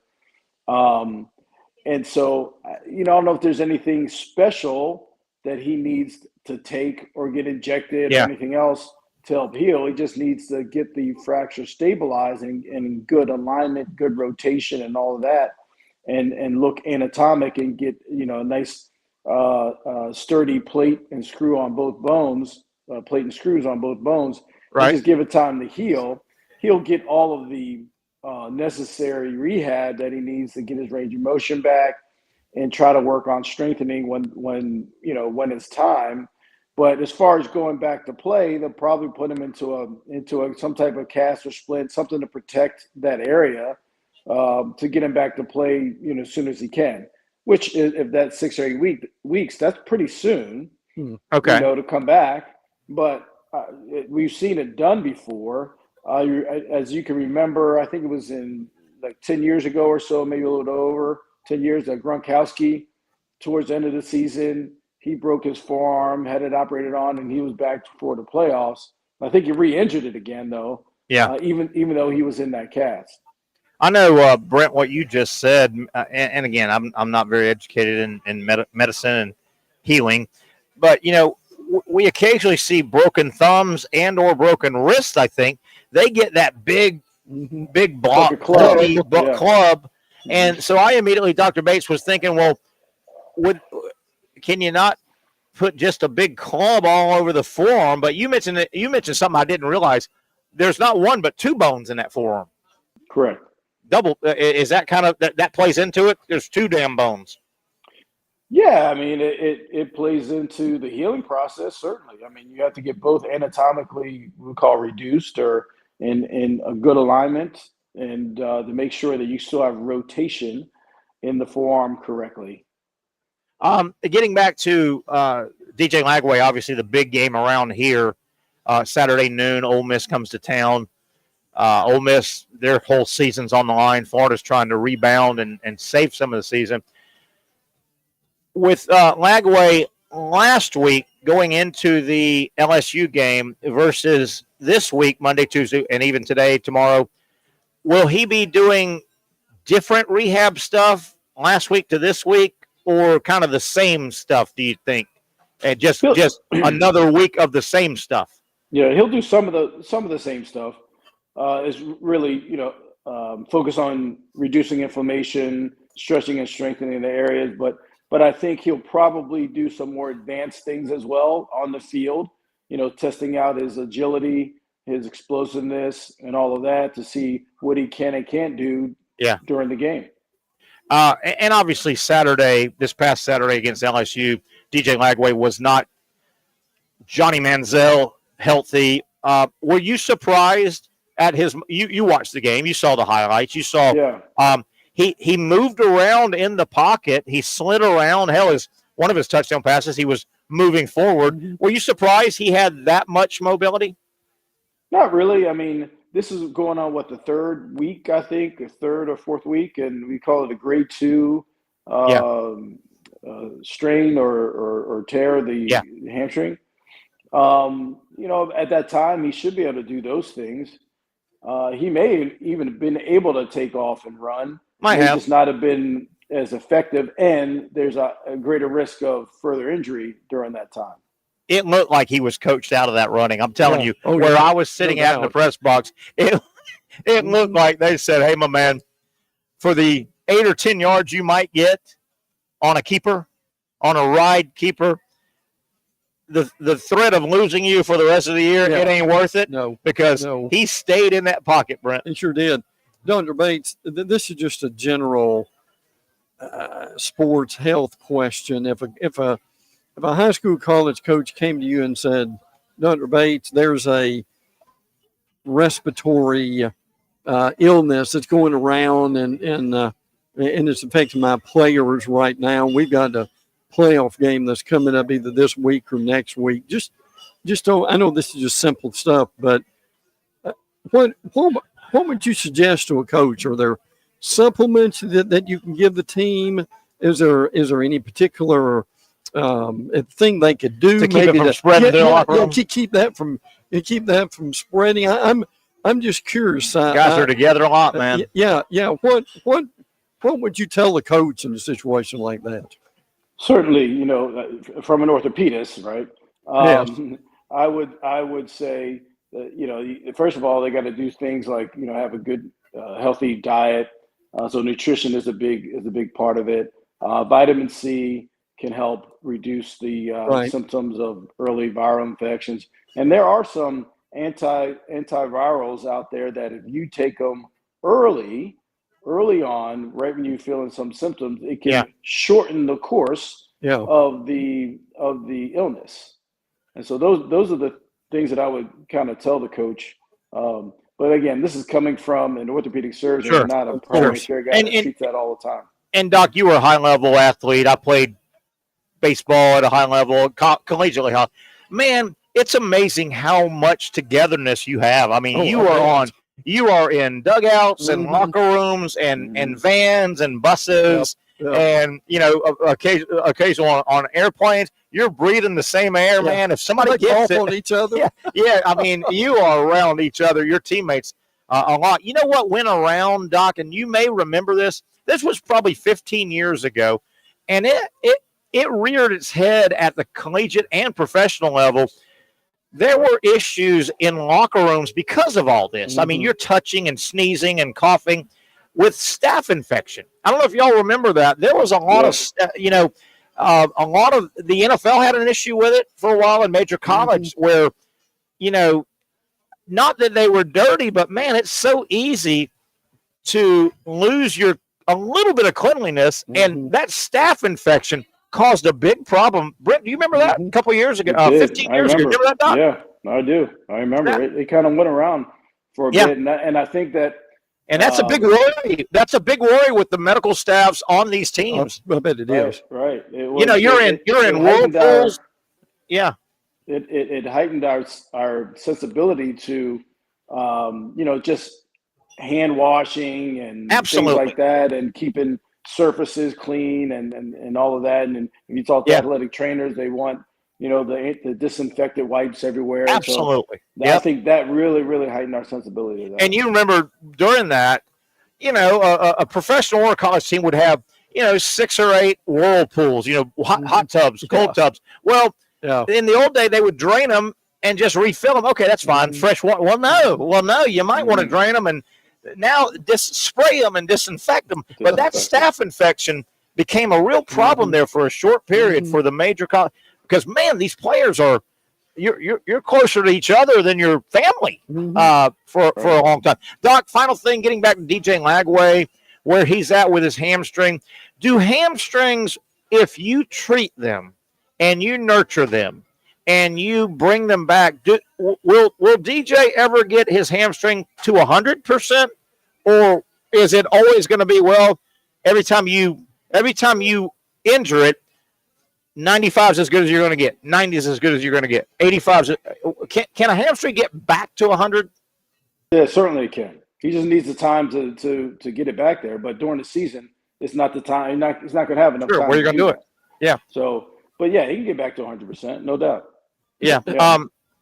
Dr. Bates, just curiosity here. In looking at new things coming down the pike, maybe new procedures or whatever that is, as busy as you are, how often do your colleagues send you things? Great question. Do you have a typical amount of educational hours that you've got to fill during the year? I'm curious what you. Man, that's a great question. What you see coming down the pike. Did you see a lot of new innovations and things like that? How do you deal with those things? Yeah, we see that all the time. And yes, we also are required for a certain amount of what we call CMEs, continuing medical education credits annually and every 3 years and whatnot, just so we can keep our board certification. Sure. And you have to take an exam or something every 10 years to get recertified. And that's just for orthopedics. That's not for the other specialties, but yeah. So there's always, and there's people there's docs on the cutting edge, along with industry, looking at new things, and a lot of it we know is with orthobiologics, where we're using, your own blood, your own bone marrow, and things like that. The stem cell, all the stem cell stuff that's kind of helping with healing and all that. But then we have all the surgical things too. Surgical and rehab. There's always new things coming out every year. And so it's just kind of keeping up with technology, but we're kind of forced to do that anyway. And so, we go to conferences and people present, different new technology, new ways to do things. And that all helps to keep up with. That's what I was going to ask, Doctor. Obviously, Southeast Orthopedic Specialist, a massive leader in the field. You have an incredible reputation in this area. In your office, are you and your secretary, are the device reps constantly coming in? Hey, Doc, look at this. Hey, this is a new clamp. Hey, Doc, this is a new this. This is a new that. Yeah, unfortunately, they don't leave you alone. And so not only do you have to device reps. Patients, you have to. They're always wanting to talk and say something and present something new to you. But I mean, it's needed.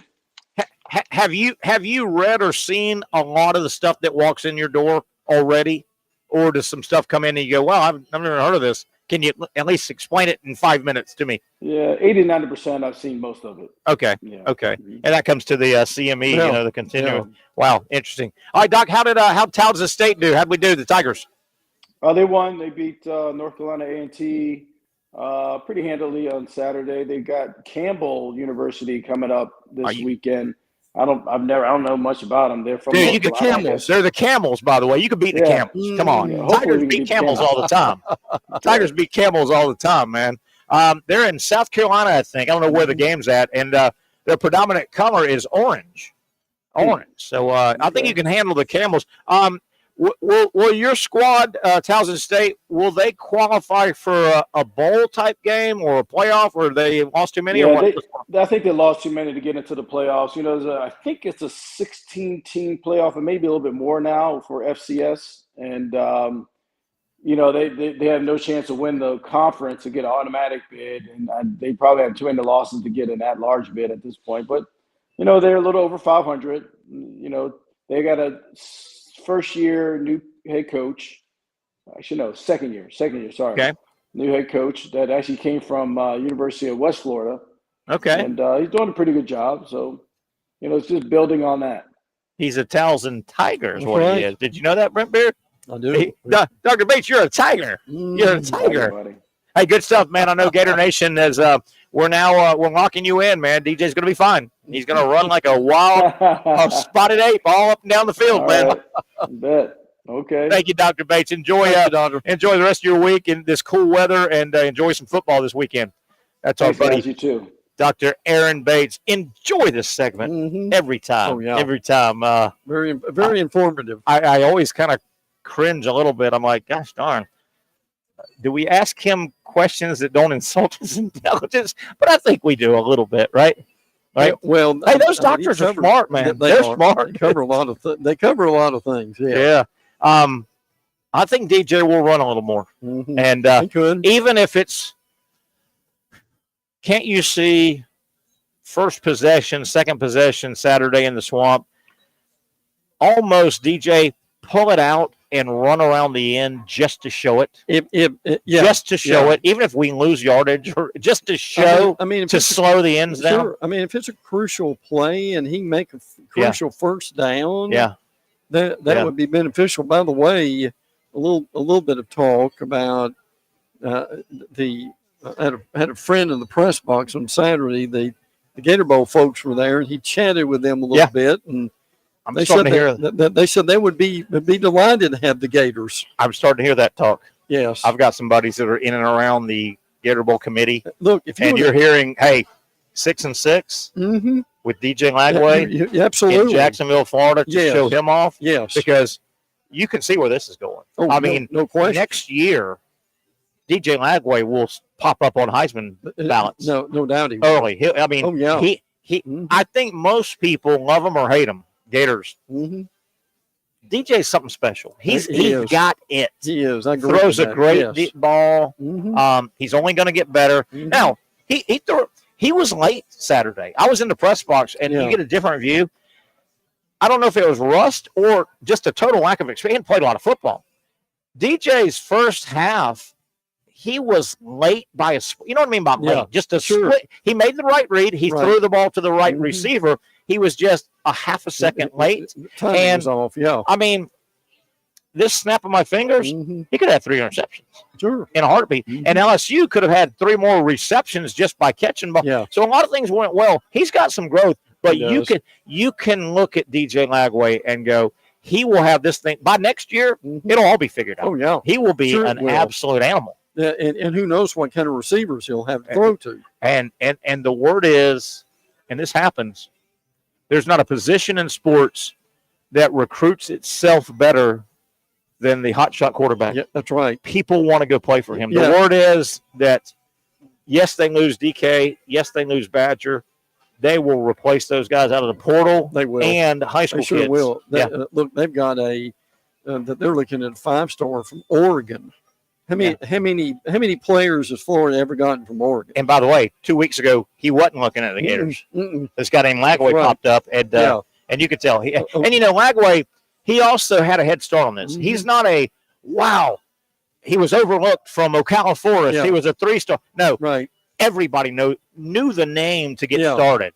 And now it's back out there. So all these guys that went to camps and stuff, they go, oh, boy, I wouldn't mind going to play for this guy. And listen, Jamie French, the 5-star from Mandarin High, he's committed to Texas, but he was at Florida the previous weekend, and they said, why are you interested in Florida? And he said, DJ Lagway. Period. Yeah. End of conversation. He said DJ Lagway. And I know a little bit about him from Mandarin, like you said, a tiny bit. I'm not a recruit, Nick, but I'm telling you, I've been talking to people for over a year about Jamie French, receiver, best athlete in the area. Yeah. Can name his school. And for a year and a half, everybody I know that kind of knows him, kind of knows Mandarin, kind of knows recruiting, said he hasn't even said the word Florida. Yeah. He hasn't even said. He may not know where UF is at. He may not know what colors they are. Sure. But guess what? He was in attendance, and he said, I might be committed to Texas. Well, but I ain't married to Texas. DJ Lagway. Look, if you're French and Gainesville is what, an hour and a half away from you, probably instead of, I mean, look, you're taking a flight to Austin. You're not not taking the car to Austin. That's a car trip once to start the year and once to come home, right? You pack precisely. Right? You pack the car once. And or the trailer, right? And you pack the car or trailer to come home, right? No. You're not zipping up. Well, we don't play this week. Let's zip home. I mean, that's an 11-hour drive. Yeah, sure it is. Both ways. That's right. And that eats up your days. Yeah, and he'll realize that. And he'll realize that, look, if I'm at Texas, now my parents may be there, but my buddies, my teammates, they don't come over every home game. Ooh, interesting. It'll be an interesting next month. Let's take a break here. We're starting to land this plane. 30 minutes left. Brent, let's dive into some of your college news and notes. We didn't get much into because the game wasn't much, but, man, Florida basketball. They didn't shoot it again last night, but, my goodness, they've got a roster. And, boy, oh, boy, oh, boy, did you guys see what Dalton Knecht did. Get to know that name. Oh, yeah. He was one and done at Tennessee in basketball. This guy is one of the great athletes to pop up in the NBA, and that's saying a lot. Dalton Knecht. He connected 9 times from three-point land. We'll talk about that and a whole lot more. Brent Beaird, Norvelle, and you on a Wednesday live from Twin Peaks. For those dealing with pain from a sports injury, arthritis, or spine condition, Southeast Orthopedic Specialists offers innovative new non-surgical options. Our regenerative medicine treatments, including platelet-rich plasma and other regenerative treatments, use your body's own restorative cells to aid in treating injuries. These procedures are performed in our offices and typically require minimal downtime. If you want to get back to doing what you love, our regenerative treatment options may be right for you. For more information or to schedule an appointment online, visit our website.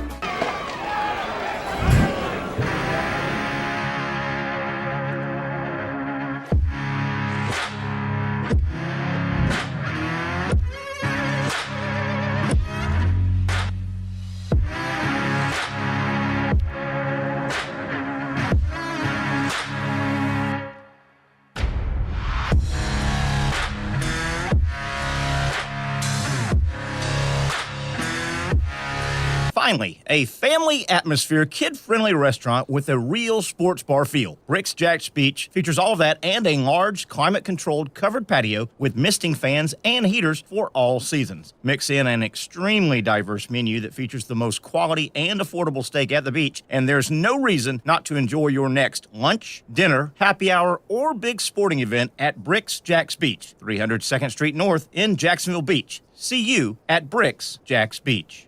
Since 1936, Procter Ace has been proudly helping Jacks with all your home and garden projects. Whether you need tools, paint, plumbing supplies, or expert advice, we've got what you need to get the job done right. Looking to brighten your yard? Visit our garden center for plants, tools, and everything to make your outdoor space flourish. You're not just shopping here, you're part of our community. So come in today and let us help you tackle your next project with a smile.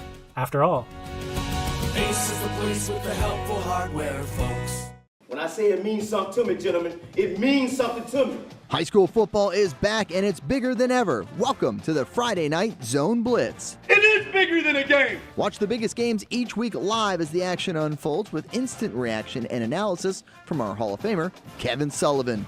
It starts with live look-ins at the top matchups, including our Jaguars Prep Whataburger Game of the Week, and that is just the beginning of 4 straight hours of coverage. From 8 to 10:30, the Friday Night Zone Blitz is streaming on our Action News Jax app and online. At 10:30, the Friday Night Blitz you know and love. A half hour of highlights from around the area. 11 o'clock, we shine the spotlight on the bands that pump up the crowd. 11:15, it's time to blitz through the highlights online and on air. Then 11:35, back to the stream to break down the night's results with a reaction from local coaches. 4 straight hours of high school football on the Friday Night Zone Blitz. Only on Action Sports Jax 24/7.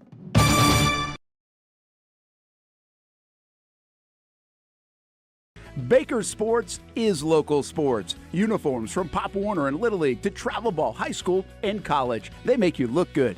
They help you play good. Baker Sports has been helping families make memories that will last a lifetime with their Baker's Buckets. We've got a lot of these filled with baseballs and softballs in the garage.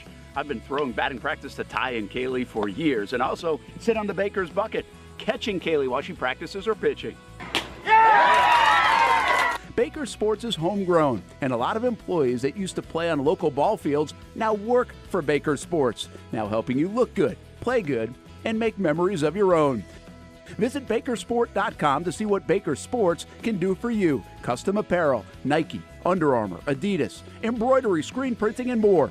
Baker Sports is local sports. From Jacksonville to anywhere in the Southeast. Bakersport.com.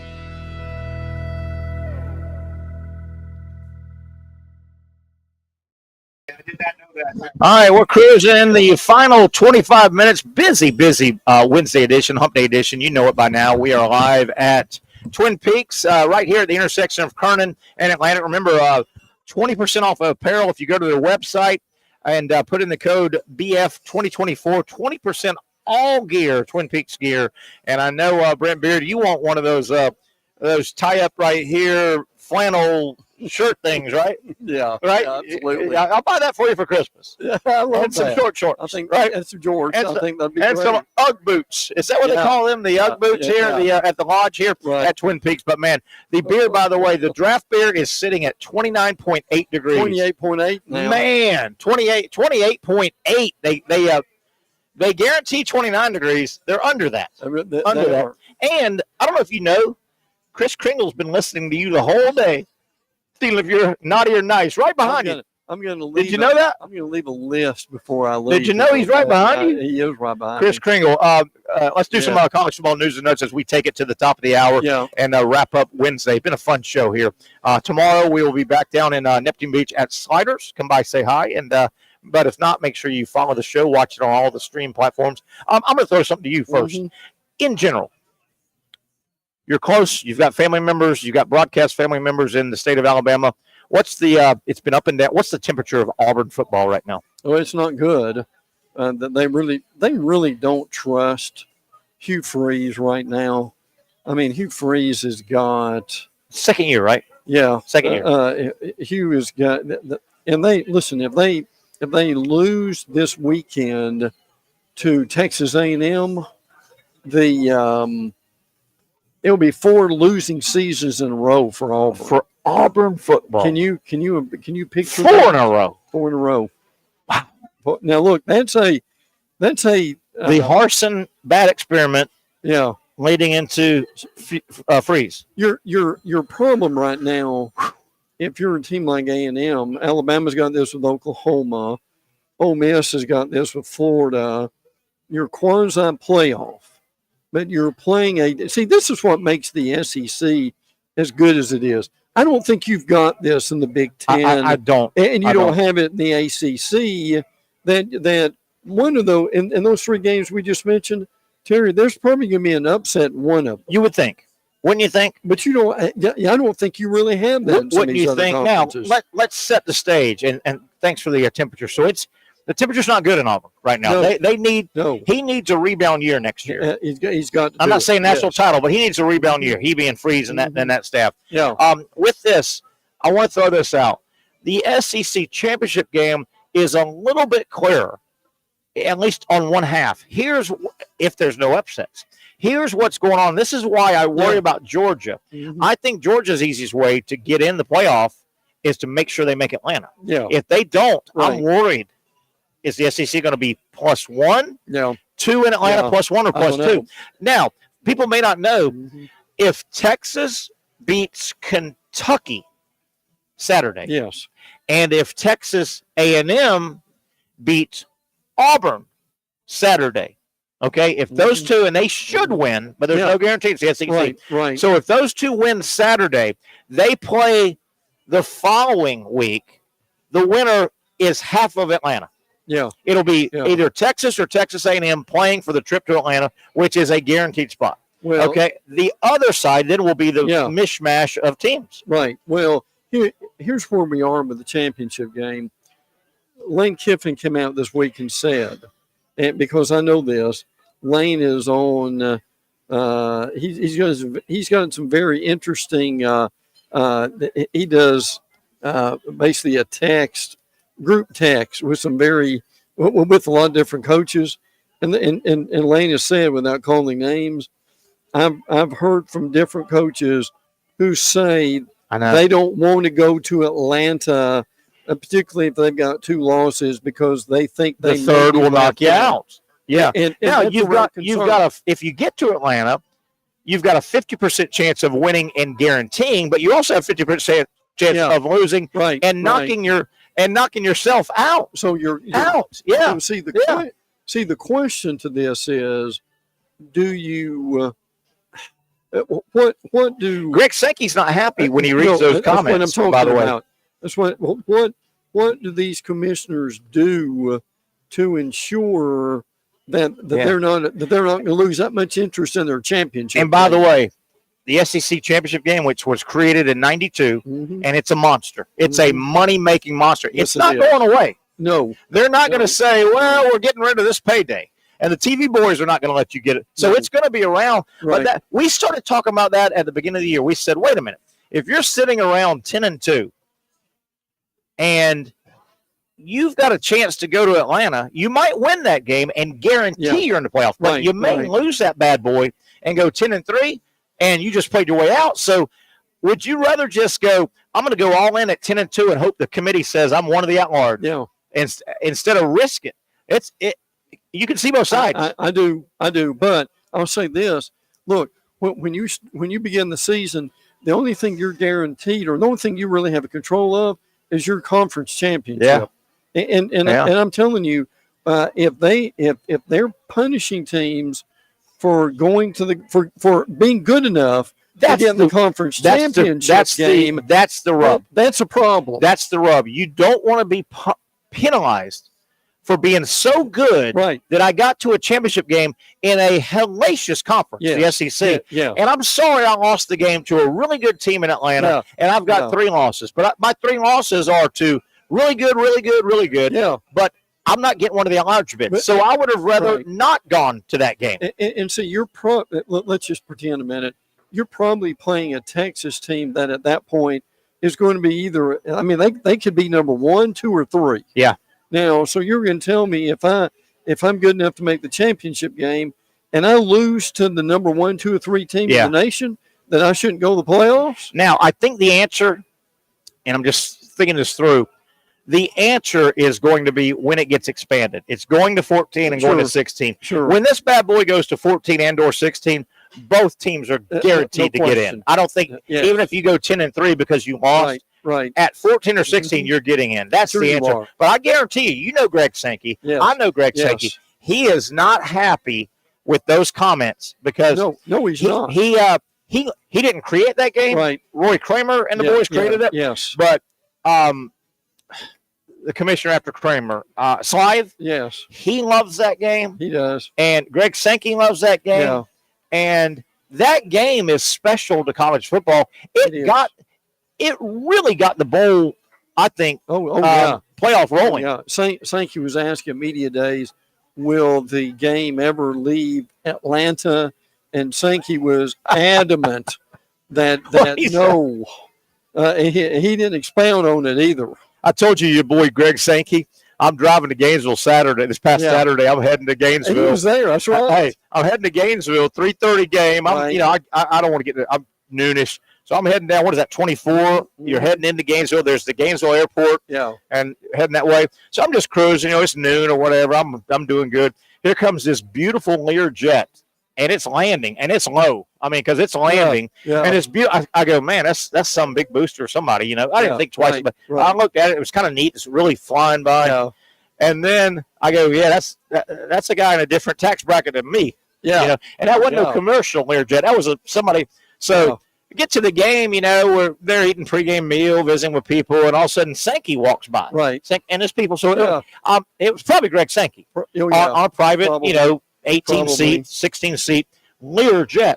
So a little bit later that night, Sankey's in Athens. So he got back on that. Oh, Dude, yeah. how's that for a double dip? Florida, LSU. That's a good day. Georgia, Tennessee in 9 hours, 8 hours. Yeah, that's a good day. That's a pretty good perk, isn't it? Yeah, it really is. I'm going to jump out, and I want some of your notes. We've got another 15 minutes. We'll take it to the top of the hour, Zach. Out of the SEC, an interesting game coming up before the regular season ends. Don't look now. He's in year one. The record's not great, but Eric Bieniemy's on this staff. Deshaun Foster got the UCLA job. Yeah. Okay, and I've always thought that should be a good job. Mm-hmm. Chip Kelly did a pretty good job. The word is Kelly got tired of running everything. Yes. I think Chip Kelly had him going in the right direction. Yeah. I think UCLA's a good job. Mm-hmm.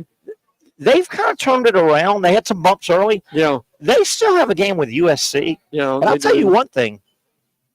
I don't think Riley's on a hot seat next year. He goes out and loses that game. USC's lost 4 or 5 games already. Right? Oh, yeah. Yeah. And they've got Notre Dame and UCLA left, don't they? Yeah, and I can tell you that UCLA may beat them. USC is nowhere near the top 25. Don't they have Notre Dame still and UCLA? I mean, USC may have a couple more losses in them. Can you look? I can look it up if you don't have it right there. I know it's maybe hard to see. Tell me what USC has left. The print here is Phil Steele-like. Yes. Let me see if I can take it up. To say those old eyes of ours. Hold on, but I'm telling you, I think Southern Cal, and man, does it get dark quick. It gets dark quick. You're not kidding. Hold on, real quick. Here we go. USC. Okay, I got it now. Yeah, they just played Nebraska. Mm-hmm. They're at UCLA, which is just across the city, and then Notre Dame. USC has got 4 or 5. They could lose 6 games. Sure, they could. But Deshaun Foster's done a nice job at UCLA quietly. Yeah, quietly. And he did it. He did it like Florida. He did it toward the end of the season. Where do you think it was a weird, heartbreaking loss for Missouri? Sure was. They just couldn't get healthy. It's hard to win in the SEC. It is when you're bouncing your starting quarterback in and out. And what about South Carolina? I mean, now. Your coach of the year now is Clark Lee or Shane Beamer. No question. And South Carolina and it may be Beamer. Yeah, it may be. Shane Beamer and South Carolina beat Vanderbilt, but Brent Beaird, you and I were not the only ones that thought South Carolina was going to be the dregs of the conference. Oh yeah, no.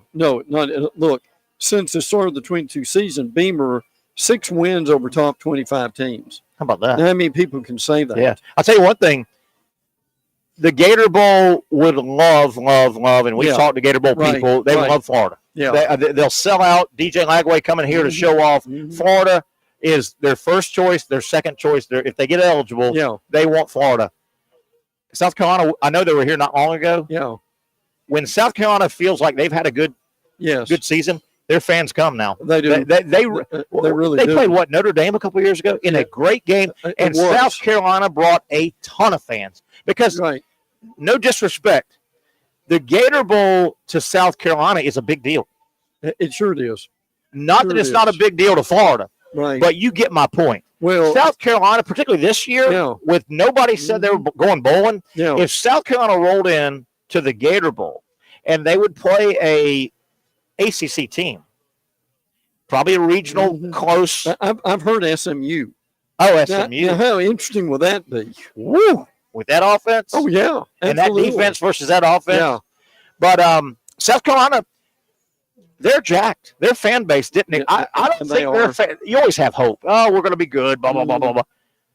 I think South Carolina bring 30,000 fans here. We said this earlier in the show. At this point, South Carolina with 3 losses, if they'd won one more game, they would be looked at and even since mid-October, they're 4-0 with 2 top 25 wins. How about that? But look, Norvelle, and he's improved. I thought he was an athlete that'll get passed by. They don't have anybody else. He's improved. The guy that finally got healthy for them is really playing well. Is Lenore Sellers. Zach, join us on this if you wish. Yeah. The defense. To me, what makes them so legit? Together. Their front four could probably play in the NFL right now. Some of those guys. Zachary, are we correct on this? Oh yeah, particularly the two defensive ends, Colin Kennard and Dylan Stewart. And I mean, I think Rocket Sanders will end up being a pretty top, like a top. And what that defense did, that defense traveled from day one. Obviously, you hear that defense travels. That defense gave the offense time to mature. You know, you know what I mean. They hung around early games, and the offense today for South Carolina is not what it was 6 weeks ago, 8 weeks ago. They've matured, they've improved, and now they've got an identity. They're going to run that great back. Did you see his game-winning touchdown run? Yeah, my God, that's what he can do. He was not, and he was great at Arkansas. Oh yeah, Zach. Once the temperature for South Carolina football with your friends and the folks you know up in the Columbia in the Low Country. The Low Country. All right. Well, everyone's really excited. I mean, everyone is really happy to see it's the defensive line and Rocket Sanders really just holding it together. So I mean, it's the most excited everyone's been for Gamecock football in probably 10 years, probably since Coach Spurrier was there. Honestly, would you agree though? A couple of years ago when they came in and played Notre Dame, right? It was Notre Dame when they played here. Played that wonderful game, and South Carolina represented. It's such an easy drive from Columbia.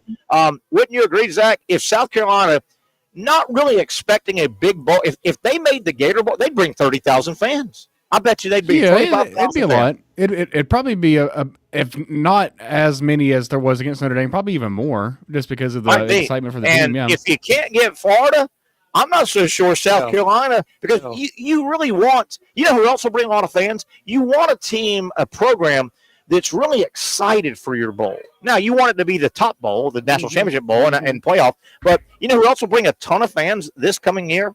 Vanderbilt. Vanderbilt never goes to a bowl game. I bet you Vanderbilt, wherever they go, and have they got their six? They've got their 6 wins, right? They're bowl eligible now, I think. I'll double check. Yeah, they are. Wherever Vanderbilt goes, I guarantee you can just pencil in at least 20,000 tickets. Vanderbilt will travel. They never go to a bowl game. They'll travel like a you-know-what. Now, Zach, the question I want to ask you is the excitement for Clemson already fever pitch the week before? Yeah, the fans are definitely looking forward to that. That'll be a noon kickoff at Clemson. They're right beside each other in their rankings. Oh my! Clemson fans are kind of disappointed with the way their season is going, even though they've got a better shot to make the real playoff. But yeah, I mean that game's going to be as big as it's been in a while. I think Clemson has just quietly come back. Now that was a huge comeback win. It would have been depressing if they lost to Pitt the other day and they came back in overtime. But Clemson just has quietly, right? I mean, they're 17. I mean, they had a loss a couple weeks ago, and then obviously they lost the first game. But Clemson's just kind of quietly. Don't look now, and don't forget. You may say, "Well, Clemson's not having a great year." Hey, man, all you got to do in the Big Four conferences is get to your championship game. If you win it, you're in it. It don't matter what, right? That's all that matters. Here's something I want to know though. Let's say that the Gamecocks knock off Clemson. Let's say they win by 14 points. How do you leave that South Carolina team out of the playoff, even with 3 losses, if they've got these big wins? I mean, I know a few things would probably have to happen, but if they have a win over the ACC champion, because Clemson could lose to Carolina and still win the ACC, obviously. Sure. It's tough. It's tough. That's why we need 14 or 16. It feels like it, That's why we need 14 or 16. It's amazing that we haven't even played 12 yet, and we realize the need to expand it. But it is nice seeing, like I said, Texas A&M. If they both win, and they are heavily favored, the winner is half the SEC, right? Yeah. It's starting to come together. It's starting to come together now. What did I see? If SMU and Clemson win out, they're in, right? I think that's no matter what. For ACC. And what does that do to Miami? Well, obviously Miami. But what does that do to Miami? I'm telling you, I saw recently that if SMU, Clemson's done with their conference, right? They posted. Yeah. They don't play Miami. If SMU wins out and Clemson wins out, they're going to Charlotte. Miami's left out. Yeah. Does the ACC get 2 + 1? Well, what if Miami? We really and Miami's schedule is not strong. No. But they've had a hell of a year. What if Miami rolls through 11-1? They get shutout tiebreaker. They don't go to Charlotte. They can't win the automatic bid, winning the AC, and they don't get an at-large. Miami's going to go, my God, we won 11-1. Yeah. But they didn't beat anybody of substance.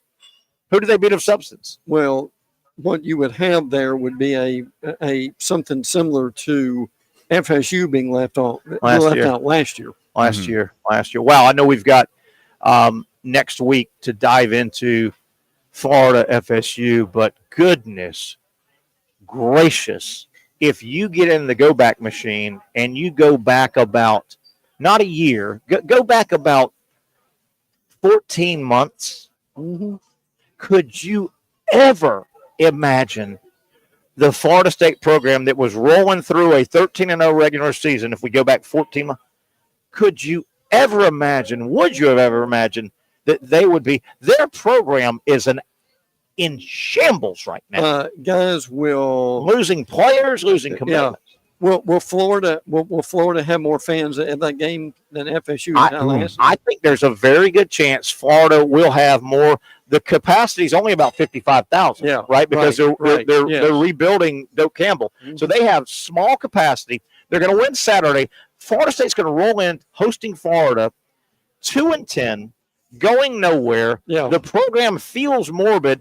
And Florida, I know they've got a big game and they could get blown out by Ole Miss, but there seems to be a rebirth a little bit, a little freshness around Florida. Sure. And they've shown there could be 25,000, 30,000 Gator fans in that stadium. That's what I'm saying. I think that, and look, how often, if you're a Gator fan, how often are you thinking to yourself, well, we may never have this chance again. It's almost a guaranteed win. You take any. Let me tell you something. It's so hard to win over there. It is. You take any chance you can to get a W in Tallahassee. Wow, we have expired our time. This was a fun one. They all are fun, but I appreciate you, Brent Beaird. Absolutely. And, of course, Dr. Aaron Bates with us earlier today. That'll wrap it up. We'll get together tomorrow. We're down in Neptune Beach. If you're in the area, come by, say hi, 4 to 6 at Sliders. For the Young and Norvelle show. For the gang, I'm Terry Norvelle. Have a great rest of your hump day, everybody.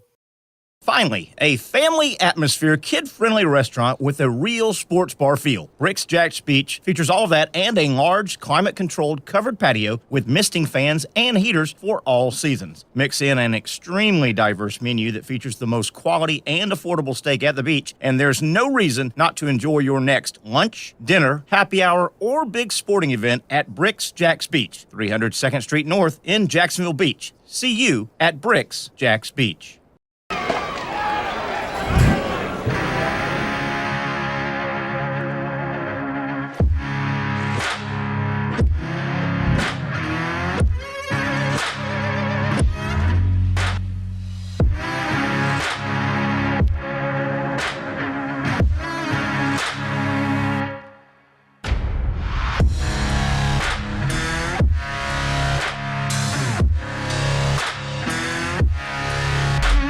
For over 20 years, Southeast Orthopedic Specialists has been providing the highest level of orthopedic and spine care to patients throughout Northeast Florida. Now, we're making that same great care even more convenient with Southeast Orthopedic Specialists Direct, a walk-in clinic where you can be seen for pain or injuries with no appointment needed. Staffed by orthopedic physicians and specialists, we offer everything from diagnosis and treatment to imaging and bracing, all with no appointment needed. For more information, hours, and locations, visit our website.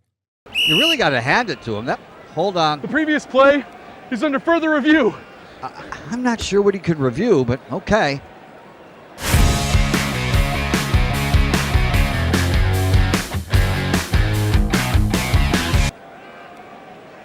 Sure has been a while. Dine in at Hurricane Grill and Wings for the football season. Well, there he is. Oh, what is that? Hey everyone, Olivia Tasley here from Action Sports Jacks to tell you all the different ways you can watch our new 24/7 network. 3 easy steps. You don't even need a pen and paper to write it down. Step number 1, download the app. Search Action News Jacks in your app store either on your phone or your smart TV. Then, once you're on the app, click on that little drop-down menu in the upper left-hand corner with the 3 little lines. That'll show you these options, and boom, right here, click Action Sports Jacks 24/7, and you will be brought to our continuous stream same channel. That app can be accessed through all these different platforms, whether you have Roku, Fire TV, Smart TV, Apple TV, or Google TV. You can find our app. Now, if you don't have access to the app, don't worry, we still got you covered. We're across all social media platforms from Facebook, Instagram, X, YouTube, Twitch. We have a podcast channel. Plus, check out our short reels on our TikTok. Action Sports Jax 24/7. It's on all the time and everywhere. Summertime means sizzling sales at Nimnicht Buick GMC. The #1 Buick GMC dealer in Jacksonville has lots of